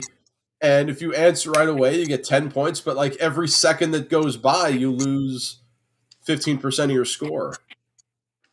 Yeah. Who does that? It's so easy. Just leave your phone up at most of them have a host station. The host gets all the phones. In your pocket. Yeah. How hard is it? Big pet peeve of mine. I'm with you. So, I'll go to one that's probably unique to me then. And as a high school teacher, you probably hear this all the time. Cell phones don't belong in school. Now, I will tell you, as a teacher, I've changed my view on cell phones a bunch. I don't mind them in my classroom under two conditions. One, I'm not talking. And two, you're done with your work. Because I have kids who, let's say I give you 10 problems to do, and you get all 10 done correctly, you understand the material, and there's 10 minutes left in class. I have another kid who gets these 10 done with 1 minute left in class. They needed the whole time. I'm not going to give the other kid extra work as a reward for finishing early. I don't necessarily do that. I will sometimes tell the kid who finished early, hey, the kid next to you has no idea what's going on. Maybe help them out. Maybe get off your phone for 5 seconds here. And you know what I found? If you don't act like a complete jerk to kids and you give them, okay, I see you on your phone. Are you done? Cool. Can I see it? Wow, that's awesome. You're done. The next time you ask them to get off their phone, guess what they do? They get off their phone. They don't give you grief back. If you give them a little leeway and then you ask them and you tell them why you've given them leeway. Look, I understand you're done. Everybody around you is done. That's great. And there's 7 minutes left in class. I'm not going to start anything new. Fine. Text your friend. That's cool. It's when I'm actually giving information or we're doing a group example up on the board that I'll tell them, rule number 1 is don't make Jameli a maniac. What makes me a maniac? That. You don't know what you're doing, and then you're gonna ask me later, and I'm gonna tell you check your phone because I told everybody up here, and you were down playing Clash of Clans or whatever it was. So yeah, to an extent, lunch, study hall, all those places where the phone is going to be behavior control. That's fine for me. Although in Sweden, I heard they're getting rid of phones altogether, going back to pen paper. So we'll see how it works. I think kids are largely over technologied, but it's not going away. So you have to be able to teach kids how to do it within reason. The addiction with social media with these kids though it's for real. Yeah, and you're right. That's not one that's on my list, but it's a very common sense one. I think you're on 4 now, right? I'm on 4. List is flying by. I'm curious if this is one we will have in common. But any sort of church setting. That would have been an honorable mention for me. I didn't put it down, but it was one of the ones I thought of, especially with Maria doing First Communion next week. And I'm not a churchgoer anymore, but I'll make one exception though. if I should happen to die before you at my funeral, if you could accidentally like have like as my coffin's being wheeled in, if your phone could like accidentally go off and play the final countdown, that would be great. Please and thank you. That is not happening. That's for sure. I would say the only and with some of these, and the church being one exception, is if you pull your phone out for a camera if you're at a wedding. Yeah. And like if you want, like, just listen. These people paid for a photographer; they don't need your selfie. But if you just want one of the bride coming down, that's fine. Then put it away. I don't think a phone belongs at a funeral at all. This reminds me of the scene in Love Actually where he's like, "What you're about to see is the product of her." And I said, "Yeah, this is going to happen over my dead body." And she said, "No, over mine." Like, that's brutal. But then the Bay City Rollers came on, and you'll get a PowerPoint before you get a phone. I'm with, yeah. That's just I think that's common sense. If you're at any kind of religious setting, whether it's a church, a synagogue, a mosque, whatever, that's sure. Be somewhat respectful. For my number 4, mine is very, very specific, and it's something that you and I did not have to worry about back in the day. But I think that phones should be discontinued if you are on a first date, like a high school first date, a college first date. I mean, how many first dates? Probably, I guess not a bunch, but I mean, I went on a bunch of first dates without a phone. Yeah. And we did okay. You know, you go bowling, you go to a restaurant, you go to a bar, whatever it is that you do. But for gosh sakes, talk to the human. You know, if it doesn't work out, it doesn't work out. Then, like, you're not sitting there like, just leave. And I agree with you, but I would also say then, if you're on a first date where someone is constantly pulling out their phone, that is helpful because then you know, like, this is a bad person and I don't need to see them again. There's other ways to find that out. The one thing I would say is and this is really true now. Jen and I have the find your phone thing. Yeah. Like I can look right now and tell you where she is. I think today, especially if you're a female and you're going out with somebody, you know, maybe from an online dating app, like, you tell your friend, look, here's where I am. But that doesn't mean you pull it out. It's Right. tracking your phone. So having it with you, totally cool. In your hand, playing a game while some guy's trying to tell you about his day, a little different. Yeah, that's a fair point. And that kind of plays into my last one, which is restaurants. Where, like I said, I was out to dinner before my the play I went to on Friday, and it's nice to just like be able to talk to the person there, not taking pictures of every course that comes. Like, oh, you're those people. Just enjoy the experience, enjoy your meal, enjoy your company. Unless it's like a totally, if you're out of town, like you go to New York City and you have the 92-ounce tomahawk steak that, like, that's one thing. Like, I'm never going to see this again. Okay. Right. But If you're doing some kind of eating challenge, also, I think. Have you ever done one of those? The pig burger.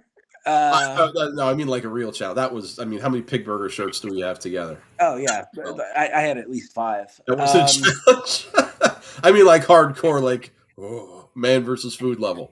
I haven't. In these days, it would kill me. I did it once. I don't know what year it was, like 2000, before Derek, 2006 maybe. One of my fraternity brothers had a bar in Pittsburgh called the Jagger Bush, and he had a 1-pound pierogi. And I went out, I'm like, I'm going to try this.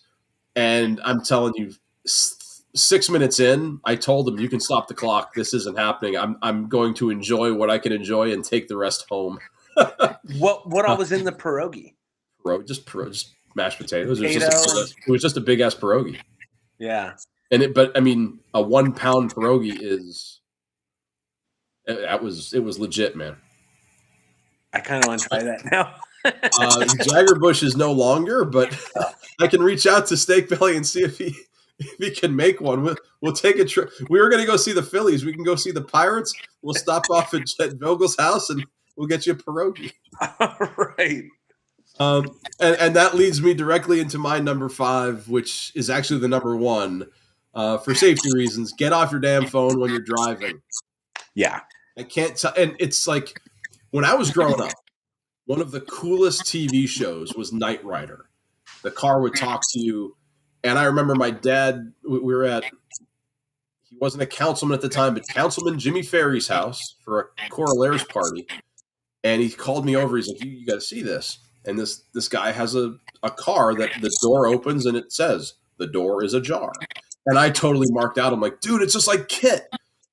Well, nowadays, all cars are like Kit. You plug your phone in and you can do, while you're driving, text whoever. And you do talk to text. And sometimes, who was I? I was texting with a former colleague, just retired, the former radio station manager for Georgia Radio, and I said the word, and I actually want to get the word correct because it's funny. We go back here. Oh, so in radio, when the DJ comes on and starts talking, that's referred to as a bit. So we were talking about one of the students' shows, and his bits were they were short, like 10 seconds long. And I said, yeah, his bits are generally smaller. And the autocorrect turned that into, female dog.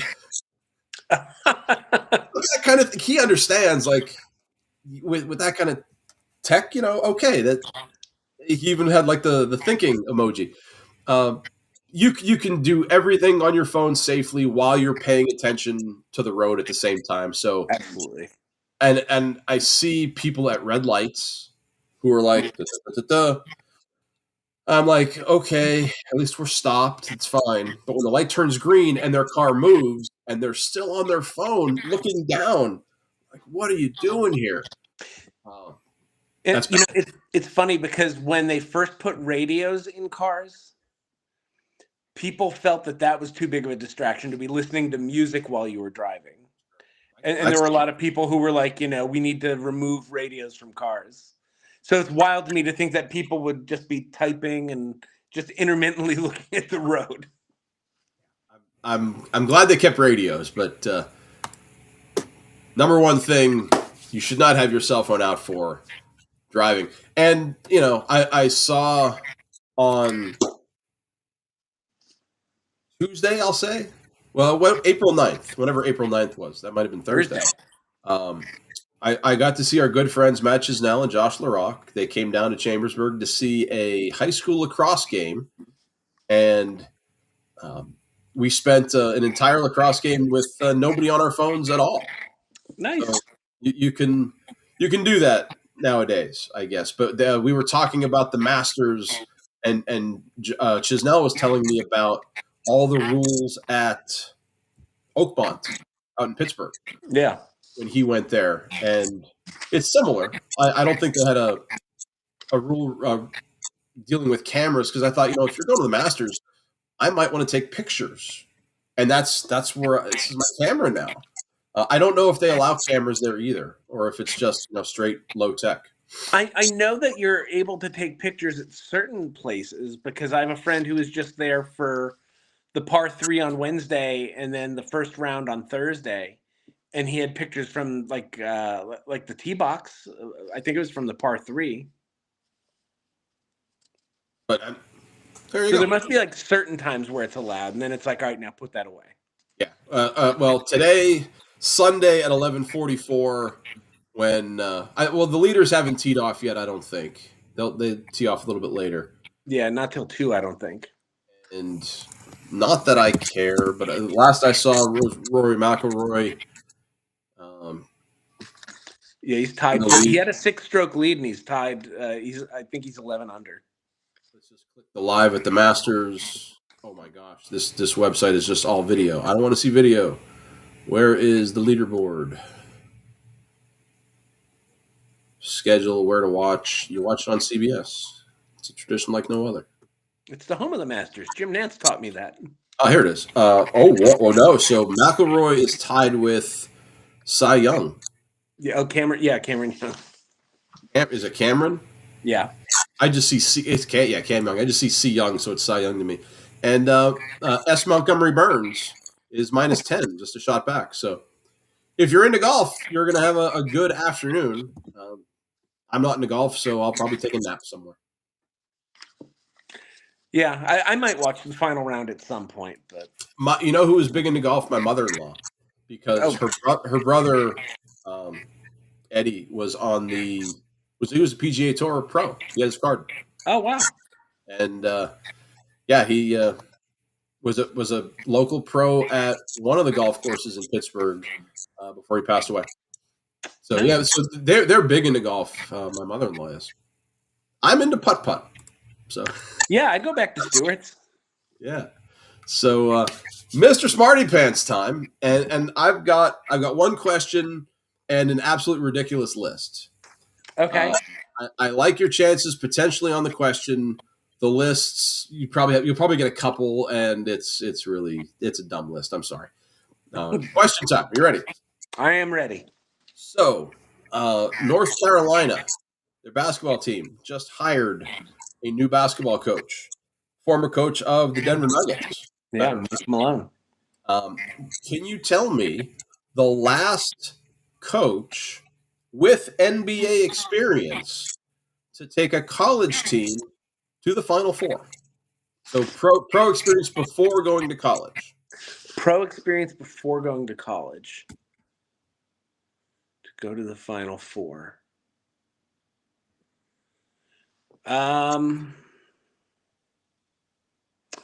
That's a good one. But usually the questions are like, what's 6 + 2? Pro experience. Pro experience is a head coach. Yes, I believe so. I believe that's how it was worded. Okay. Pitino. Not Rick Pitino. But he coached the Celtics and the Knicks. And then he took Louisville to the Final Four. I think maybe was his first college job. Oh, okay. Maybe. I didn't vet the question that thoroughly. I worded it probably a little differently than they did. Because Pitino coached Providence, then he coached the Knicks, then he coached Kentucky, blah, blah, blah. Let me see the answer and see if I can find.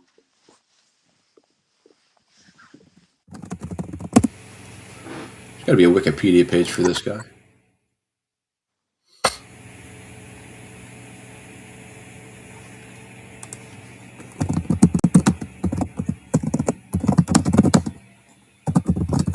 Who else you got? Yeah, let me keep thinking.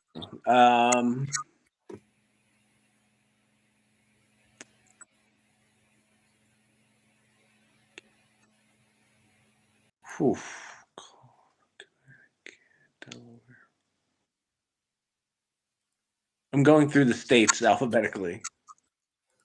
That sounds like fun.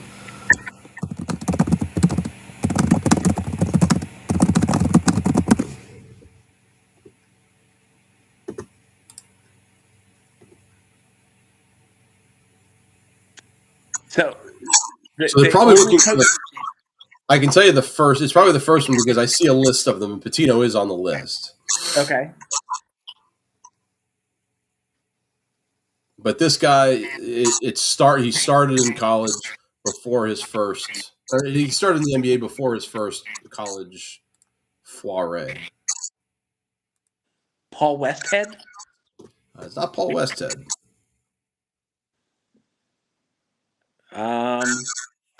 I don't know if I know it. I'm stuck on Pitino now. The NBA job that this guy had was Denver, if that helps. Well, he coached an ABA team. Then he coached Denver. And then before he went to college, he was with the New Jersey Nets. Dan Issel? It's not Dan Issel. He has coached 1, 2, 3, 4, 5, 6, 7, 8, 9, 10. He's coached. Larry Brown? Larry Brown, yeah. He's coached a lot of places. Yeah. Larry Brown coached the Nuggets and the Nets before taking Kansas to the Final Four in 88, yeah. 88. I forget where I heard that. It was on the radio, or it had to be on the radio because it was. I had to. I pulled over while I was driving, and I texted that to myself. Not while I was driving. And he's probably on a short list of coaches who've gone to an NBA Finals and a Final Four. Oh, yeah, I didn't think about that. Because Pitino never did that. No, the former Nuggets coach made the finals, so championship caliber coaching in North Carolina, as long as it's not Dusty May. So that's the question. Do you want your list, or do you want to do my list? I'll do your list, and then I'll hit you with what I've got here, because I've got 2 questions for you and a bit of a game.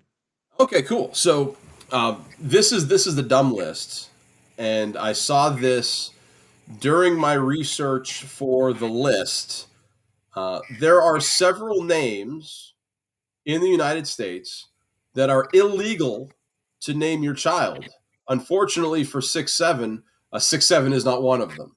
I have a list of 1, 2, 3, 4, 5, 6, 7, 8, 9, 10. I have a top 10 of illegal names to name your child in the United States. How many can you get? In the U.S.? Oh, my gosh. I didn't know there were any illegal names. Oh, yes. I knew one. And another one makes sense. But some of these are just stupid. I'm trying to think, like, religious? Yeah, you're on the right path. Because obviously there are people named Muhammad, but that's the one that people get very... That's the most popular name in the world, so it's not Muhammad. Yeah, but, it can't be Allah. Because there are people named Allah. There are 2 religious adjacent names on this list. It can't be God, because there was a guy named God Shamgod. Shamgod, no. Obviously not Jesus, because there's the bowler. Well, let's expand on that a little bit. Jesus Christ? It can't name someone Jesus Christ. That's illegal in the U.S. Really? Really. I mean, according to Google. I haven't tried. Okay. When Jen and I have another kid, we'll try, but and then they're gonna slap the cuffs on you. No. I knew this too from my podcast. So Jesus Christ is one, and then a word that would have described Jesus Christ to his followers. He was the Messiah. You can't name your kid Messiah. Wow.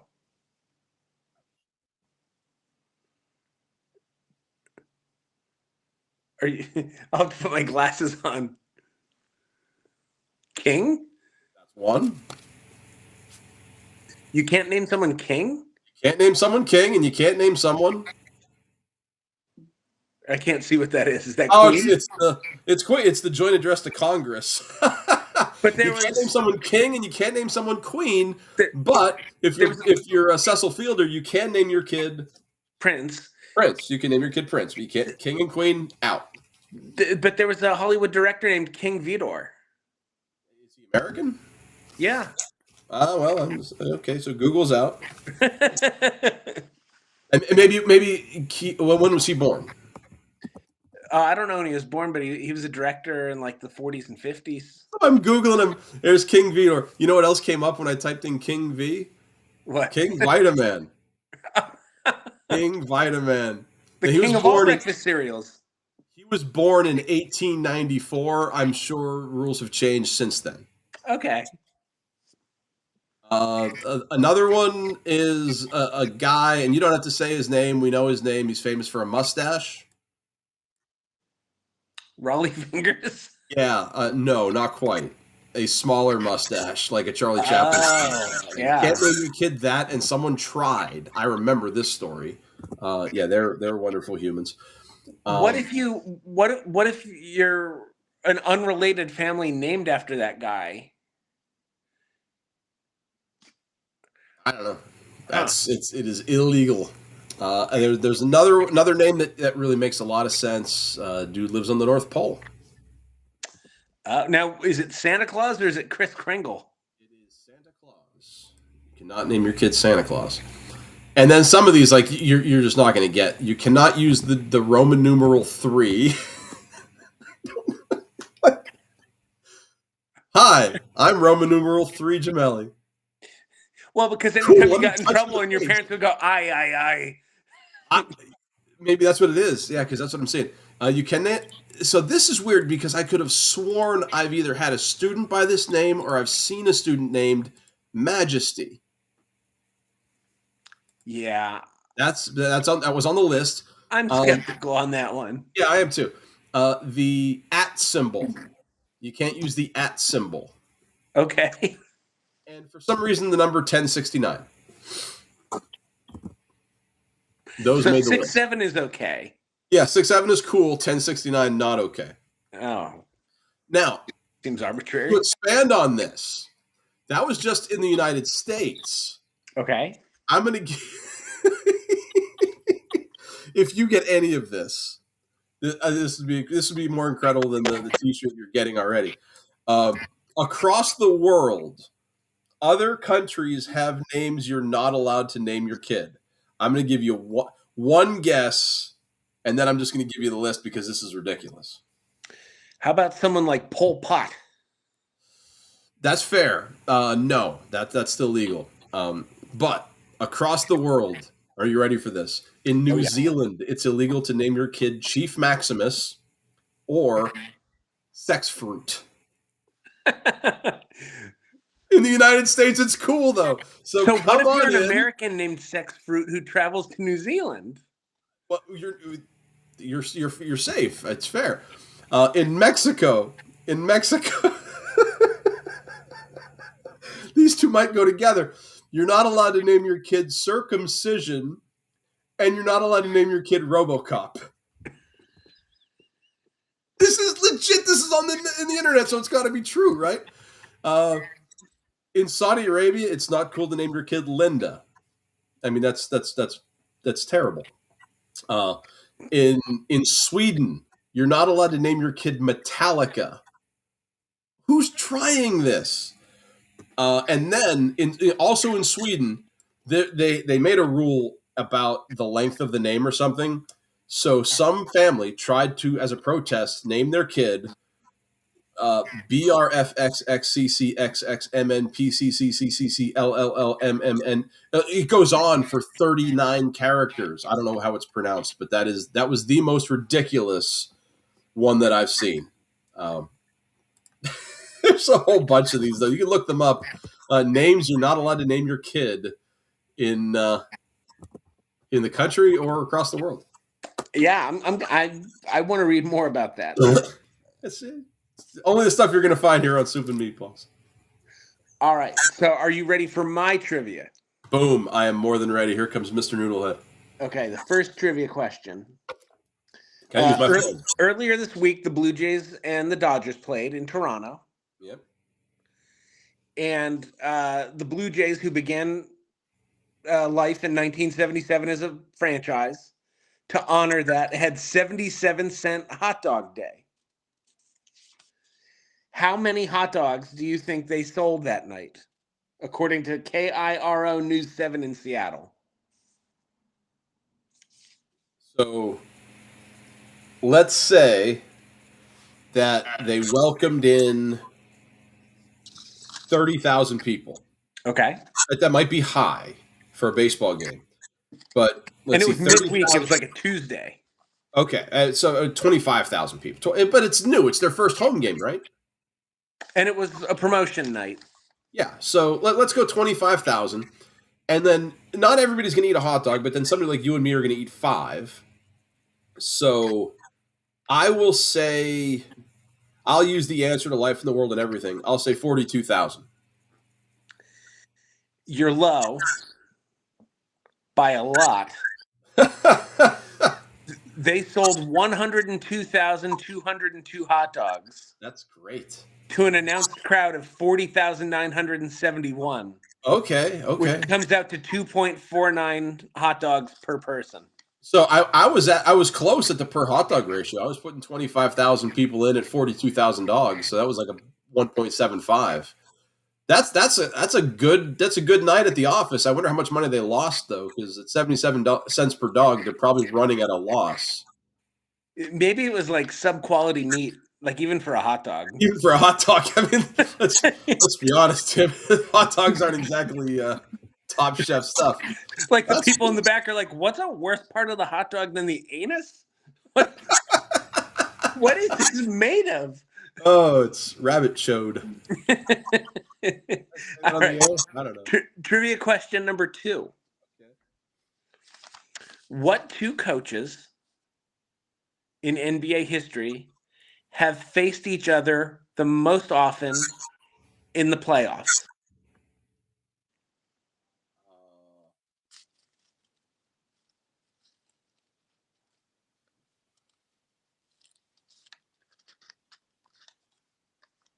I don't know anyone else who would have coached around the time of Red Auerbach, but is Red Auerbach one of them?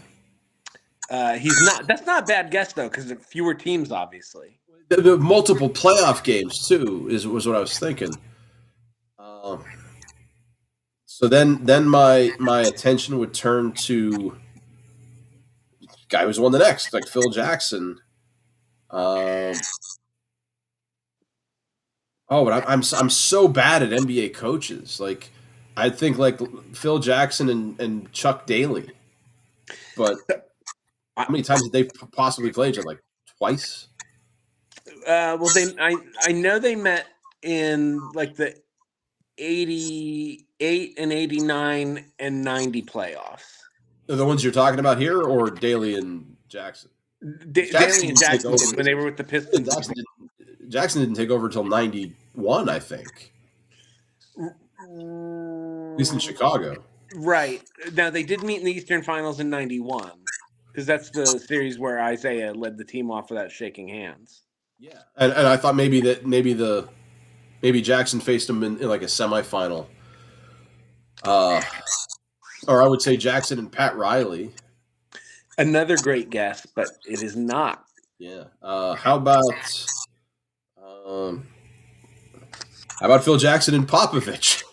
That was my first guess. That doesn't seem like it's right then. They're second. They met. Oh, they're number 2? Yeah, they're second.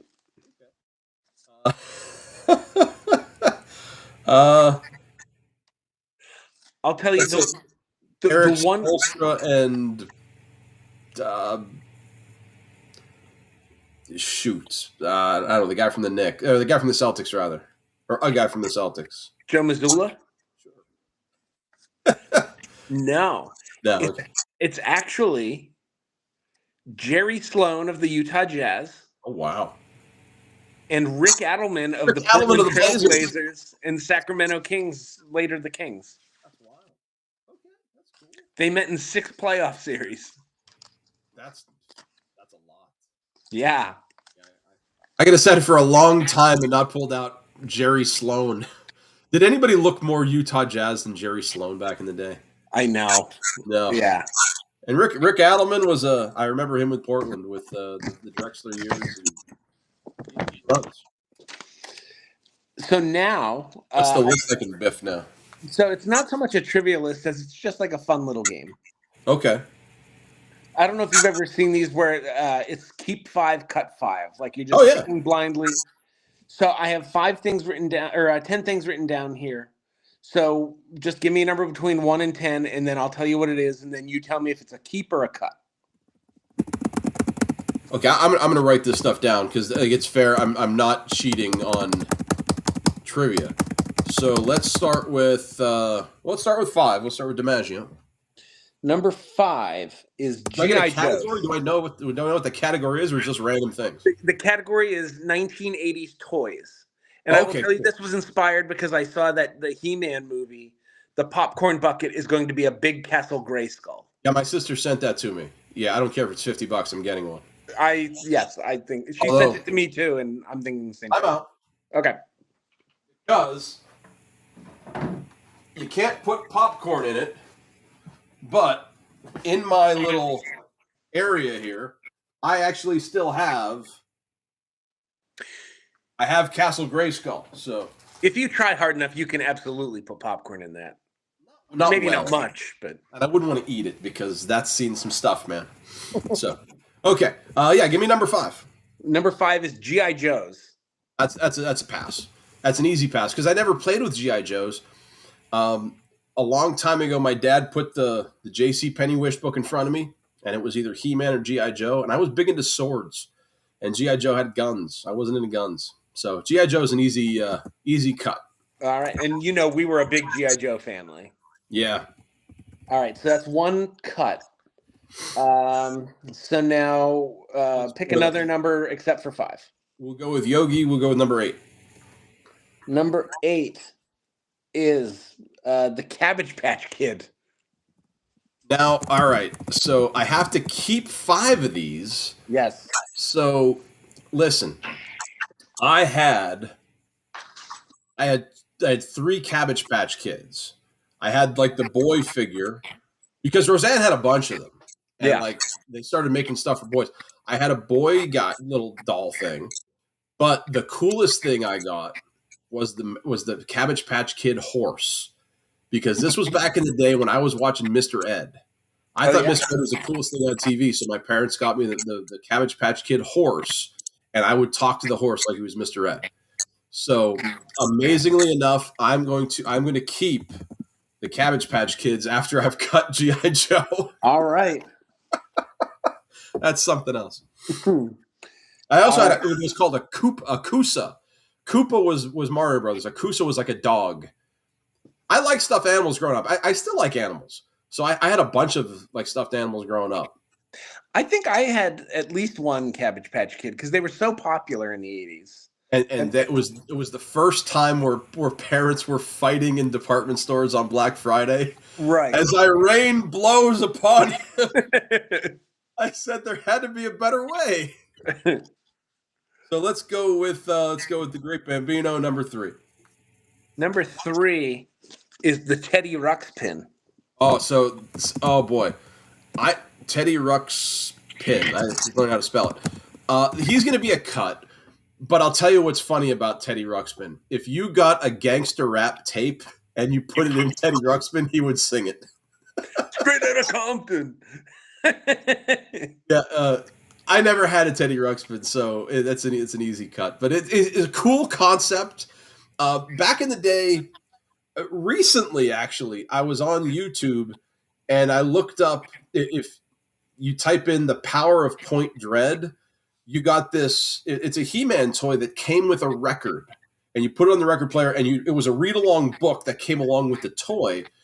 Teddy Ruxpin was probably in the same kind of vein where you put a cassette in and you'd read along with him, but his mouth would move. Yeah. So an awesome gimmick I just didn't get. So we'll cut Teddy Ruxpin. That's fair. I also did not have a Teddy Ruxpin. So that's 2 cuts, 1 keep. You have numbers 1, 2, 4, I got 6. Them. Okay. I'm here with you, man. So let's go to Rick Cerrone's first number 6. I already know what this is. Number 6 is He-Man. Oh, He-Man's a keep. Forget about it all day. I mean, shoot, I'm a 47-year-old male who still has Castle Dam Grayskull in his room. So, and at least for a second considered eating popcorn out of it. Not even for a second. Fair. I look around here. I don't know if I have any other He-Man memorabilia. Oh yeah, I do. What am I talking about? We just showed this the other day. If you don't have a power sword key, do you really have anything? I am totally jealous of these people online who like they have access to these awesome metal power swords that cost like $800. And I don't know what I would do. Like, I think if I got a sword, I'd have to hang it on the wall. I think Jen would be terrified that the kids would pick it up and stab each other by accident. Sure. You know, so I think this might be the only power sword I have. Yeah, He-Man's a keep all day, every day. It's not even. Are you going to see the movie opening weekend? Yeah, Roseanne wants me to come out her way, and depending on what schedule is like with school and Jen's doing a summer show again, I think I'm more likely to get access to one of those popcorn buckets down in her neck of the woods than here. Yeah. So it's we'll see. I'm now of the point where I'm trying to stay away from any more trailers because I don't want to see any more of it until I see the whole thing. Yeah, I'm kind of the same way. I've seen a fight sequence between Skeletor and He-Man, the Jared Leto and whoever's playing He-Man, and it looks really like Skeletor's like this high flying luchador, which is weird because you can go so many different ways with Skeletor. You get the Alan Oppenheimer like whiny, oh, what happened? Yeah. Or you can get the Frank Langella badass, like I'm going to take over Earth. I think Jared Leto's going to be a happy medium there. I don't know. But yeah, I'm as excited about that as I am for the start of college football season. I really am. I'm probably also going to see it opening weekend, so we'll have something to talk about in May. I will talk about that with you if you talk about Wicked. Fair. All right. Where are you going next? Let's go with Rick Cerrone's final number with the Yankees, number 10. Number 10, the Viewmaster. Oh, so you're talking about the blue, the red thing with the orange. Yep. Clicky click, and you'd follow along with like a story. Yeah. It's a hard cut, but I'm going to cut it. I had one, but I had so many of those. They were circles, and they had like little film around them that you had to look in the light because if you were in the dark, it didn't work. I had so many of them. I hadn't thought about Viewmaster in a long time, but it was just like looking at a comic book were there words in them? No, I don't remember words. Were you supposed to listen to a record and it like gave you a ding and you clicked? There were some that I think were accompanied with a tape that you would like click through, and then some that I think the early ones were just kind of click through and just like seeing pictures. I see it right here. Introduced in 1939. Displays 3D images. The modern version. Blah, blah, blah. There is a built-in talking Viewmaster from the 1970s. So we might have had access to the talking Viewmaster, but you can actually still buy these, amazingly. So, I mean, here you go, boys and girls. This is what the Viewmaster today looks like.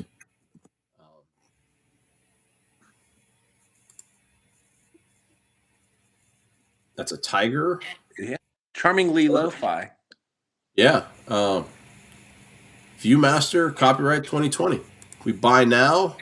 They're out of stock. So in stock at Amazon for $22 though. So I can't see anybody getting into that today. Back in the day, it was fine, but it's going to be my third cut. Okay. So we're halfway through. You've got 2 keeps, so you can keep 3 more. 3 more. So let's go to Roger Maris, number 9. Number 9 is Star Wars figurines. Ooh. So listen, I had these growing up. I didn't know Star Wars all that well. I knew Luke was good. I knew Vader was bad. And I pulled them out of the container. I pulled them out of the packet and I played with them. Do you know what they're worth today? Oh my God, so much. So much. Now, this is going to be a keep, not for the money, but because I actually have a in package Darth Maul. But these guys were, if Derek had gotten into action figures, he liked Star Wars. He would have actually played with these. He did get into action figures. He played with some weird stuff, man, growing up. But if I got him, he has Darth Vader figures that are just kind of there. So, yeah, I will keep the Star Wars figurines, if for nothing else, that they look cool, even if you're not playing with them. Yeah. So, 3 keeps, 3 cuts. Let's go to the Iron Horse, number 4.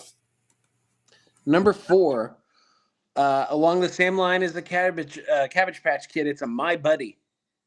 My buddy, my buddy, my buddy and me. Yeah, my buddy and me's getting cut. You're somebody's buddy, but you ain't mine. Bye. I didn't have him. Like I said, I had a bed full of stuffed animals.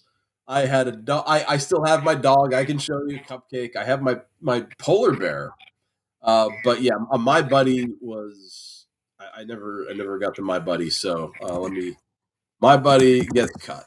I did have a My Buddy. Did And you? he was my buddy. Was your buddy? They came out with wrestling buddies then after all. Like you could pal around with Hulk Hogan and Macho. Yeah, they were like pillow. They look like this, so you could like wrestle them. Yeah.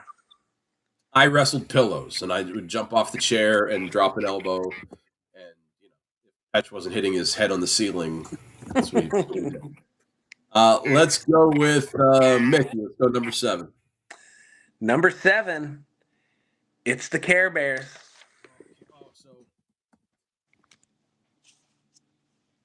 What do I have here? I have 3 keeps, so I have to keep 2 of these 3. Right. You've I have 1 got cut and left. Cabbage Patch Kids and Star Wars. Care Bears were kind of creepy. Like Yeah. they would rub their bellies, and then weird stuff would come out, and they would make Yeah. people happy. Like They made me feel things, but not what they intended. do you remember the movie? Of course. Do you remember the book with that green head? I don't. Oh, then you don't know the movie. This book was easily in the top 3 creepiest things a kid saw in the 1980s.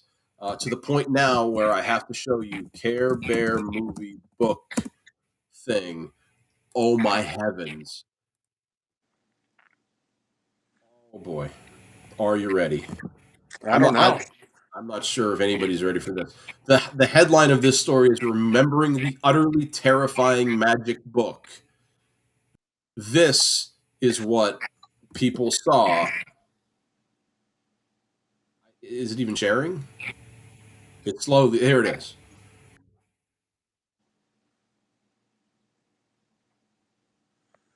That thing would talk. That's vaguely familiar now that I see it. Absolute creep fest.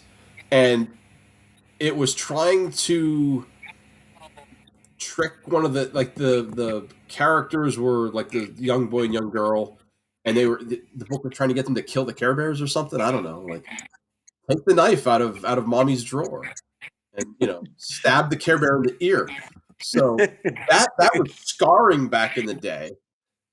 But the I like bears. I like stuffed animals. I can only cut one more. I'm going to keep the Care Bears. So we have to cut one and keep the other. Let's go with number 1. See if it's easy. Number 1, I think I know which way this is going. It's starting lineups. Ooh. Oh man. So I mean, here we go. I have starting lineups. This bugs me today. Let me kill the light so you can actually see it better. Isn't that irritating? The name on the back? Yeah, and I don't know what is this home or is this on the road? Because it's home because he's got the interlocking NY, but it's not pinstripe. Yeah, no pinstripes. We have a bunch of them in the other room, which I won't go get. But I also have the Pose. I think you might have got me this. I think I did. Because they had a special series of like Heisman winner.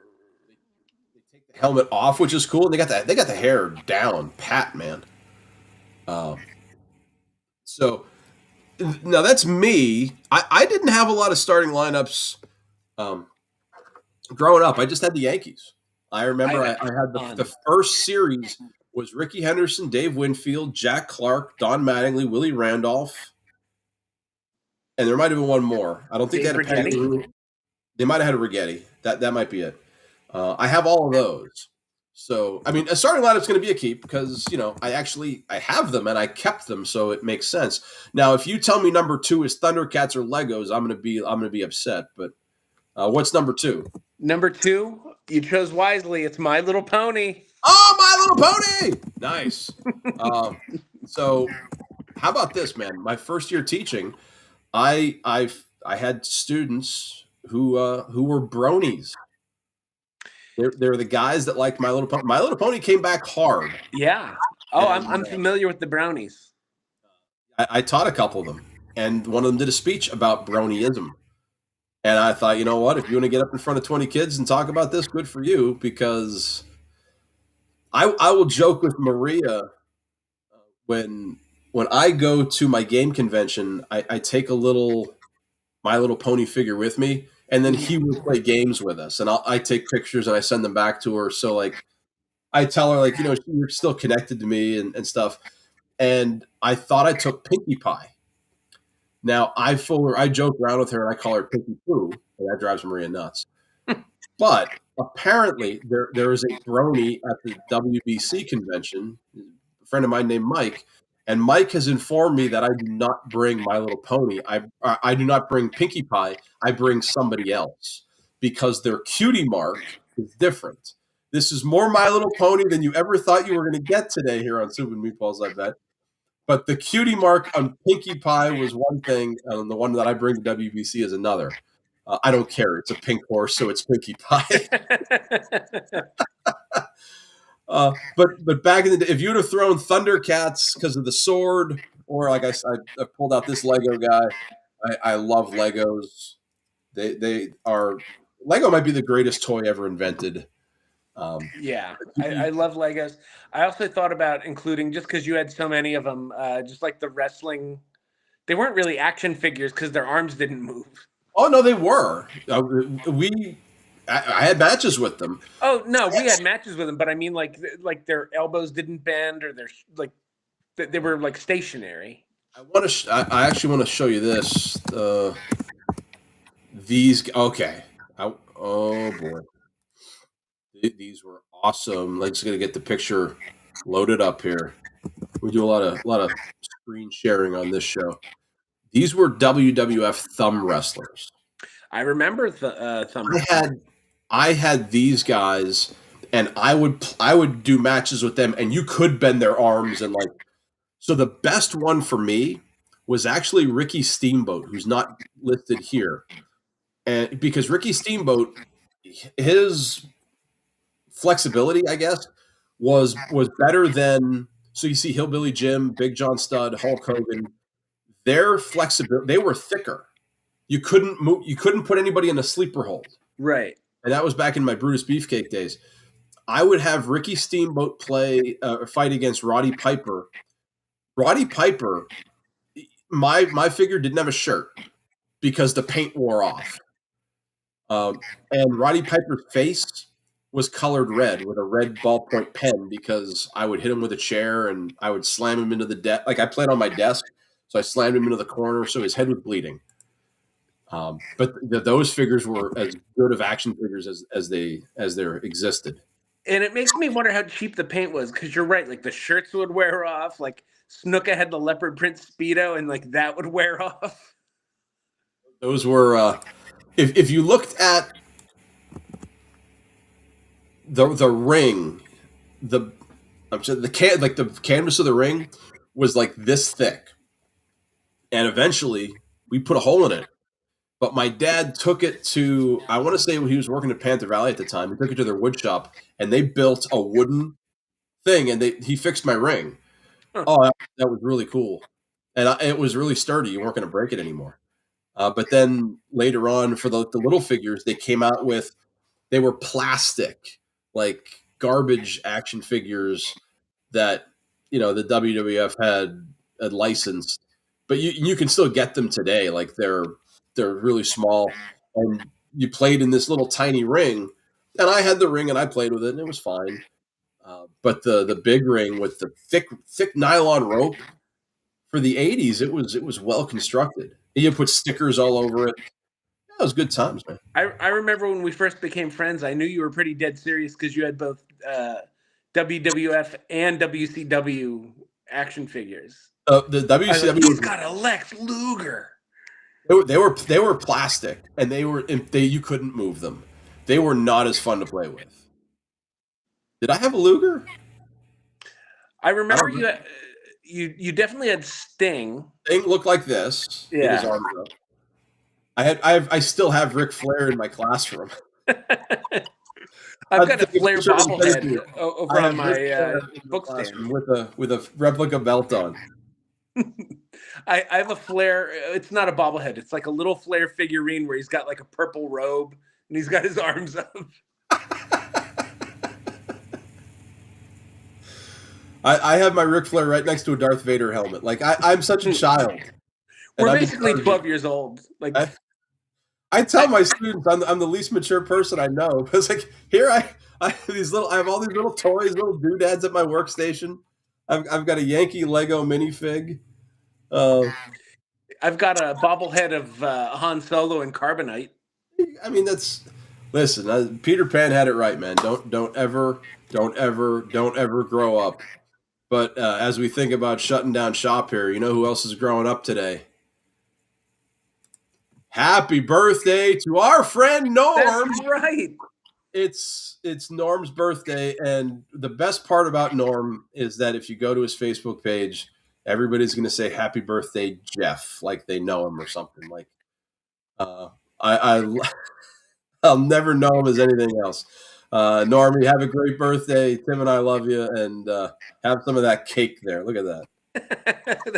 I like the work on the picture there. Yeah, that picture was taken from our high school prom. Yeah. It was I didn't go to get a new picture of him. And I believe that was the actual tux that he wore, too. Without birthday cake, though. So Right. I didn't have there's no George O'Shea poem to be written, but happy birthday, buddy. Hope you have a good one. That's it. Good show today, I think. Yeah, I'll have to try to make keep 5 cut 5 a semi-regular thing I inflict on you. Yeah, no, I dig that. We kind of sort of did that with rank roulette. I haven't done rank roulette in a long time. These things I put it down on the. I don't know how many other things I have on this. You know what? What the heck? I'll show you. I have. This is slide 17 out of 42. We've got the build your squad, which we haven't done in a second. Yeah. That's the end slate. There's our bear stuff and eagle stuff, and rank roulette is out there. We talk about IUP and Bloomsburg football and PIAA, and there's Jason Macco when he talks about the Steelers. Oh, spend $15. We got to do that again. Right. College basketball, another rank roulette. I should probably get rid of one of those. IUP and BU football. Your NFL crystal ball. The Tim Hare lock of the week. It's just blue. I don't know what that is. There's more $15. You can build your team with Emperor Palpatine. This is back when we put Star Wars in AI to play basketball. I have another. Right. There's our bracket busters. We haven't done brackets in a while. There's that one. Yes. You had a rank for me. We threw that up there. I have so many of these doubles. Like, what do we do? There's another Mr. Smarty Pants. The old Top 5 logo. Michigan football is down at the bottom. Some more college football. And I have Mac on here 3 times because I'm afraid I'm going to lose it, I guess. I don't know. I should probably do some cleanup here on all of the pictures and the graphics that I save. So. Well, we can make a graphic for keep 5 cut 5, and it's a thing we can do periodically if you think of one for me or vice versa. Yeah, that's that is a good time. That's good as a fun little game. I like that. If we can hang out here for 30 more seconds, we'll hit 2 hours and 30 minutes. I will tell you today, actually, where I'm going right now, I have till 1:30 to get to Smith's Barbecue Chicken, the school district's girls soccer booster club. $16 for a barbecue chicken. So I'm definitely not not going to forget about that. That sounds good. The sides are important. Like what kind of So you get a half barbecue chicken, baked potato, baked beans, roll and butter, and then you get a choice: macaroni salad or applesauce. I'll probably go macaroni salad. Yeah. I have applesauce at home. And it's very important. It says at the bottom, bring ticket along day of pickup. Like if you and I just showed up and we had one ticket, he had one too. So give him a $16 Yeah. chicken. Of I'm here course for you're the gonna- chicken. Why would you not bring the ticket? But yeah, I have to go find this hardware store on Philadelphia Avenue here in town. I don't do a lot of hardware shopping. I know where it is, but I was well, not necessarily a hardware store, but I was at Home Depot yesterday. well, what are you fixing around the house? Just buying some plants for like the start of spring. Bought a plant at Home Depot. Yeah, the garden center. Oh, okay. We have one of those at the Lowe's. No, we don't. I don't do a lot of plants. It's I have some kind of allergy to something beyond dust. I'm having a rough year of it, so anything that I might be allergic to is out. Jen doesn't do plants well either. So That's the stage of life I'm in, where I was up by like 6:30 yesterday and out the door to Home Depot like by 8 o'clock. a little Saturday here going, huh? Yeah, I don't know if we'll have enough time. I get my morning bagel, read the newspaper with my coffee. Who knows if we'll have time to go to Home Depot. That's my fall routine before the football games start. I get my bagel, I get my coffee, I read my paper, I do my crosswords. Your crossword, there you go. I check my board game arena, and I have to go to Dunkin' Donuts for the kids. Usually a dozen will last the weekend. I woke up today and I looked and the box was empty. So I got to go to Dunkin' Donuts again now, so that the kids have something to eat for breakfast. I had the weirdest, and I don't know what, I had the weirdest craving for Entenmann's donuts. Entenmann's? No, like Entenmann's, like in the white box with the blue lettering. Okay, yeah, I got you now. Yeah. I've never had a craving for those. Oh, they're so good. And I'm more of a savory guy, so I would be more apt to get a bagel than a donut. Me too. Derek has loved donuts. I mean, he's going to be 18 years old, so he's loved donuts for 20 years. And if it's sweet, if it's chocolate, yeah, sign Maria up. Like that's a no-brainer for her. Yeah. Well, I'm going to go figure out how to get this chicken. Tim, you have a great rest of your weekend. Masters, if you're watching the Masters, I hope you enjoy it. And we'll see you again next time here on Soup and Meatballs.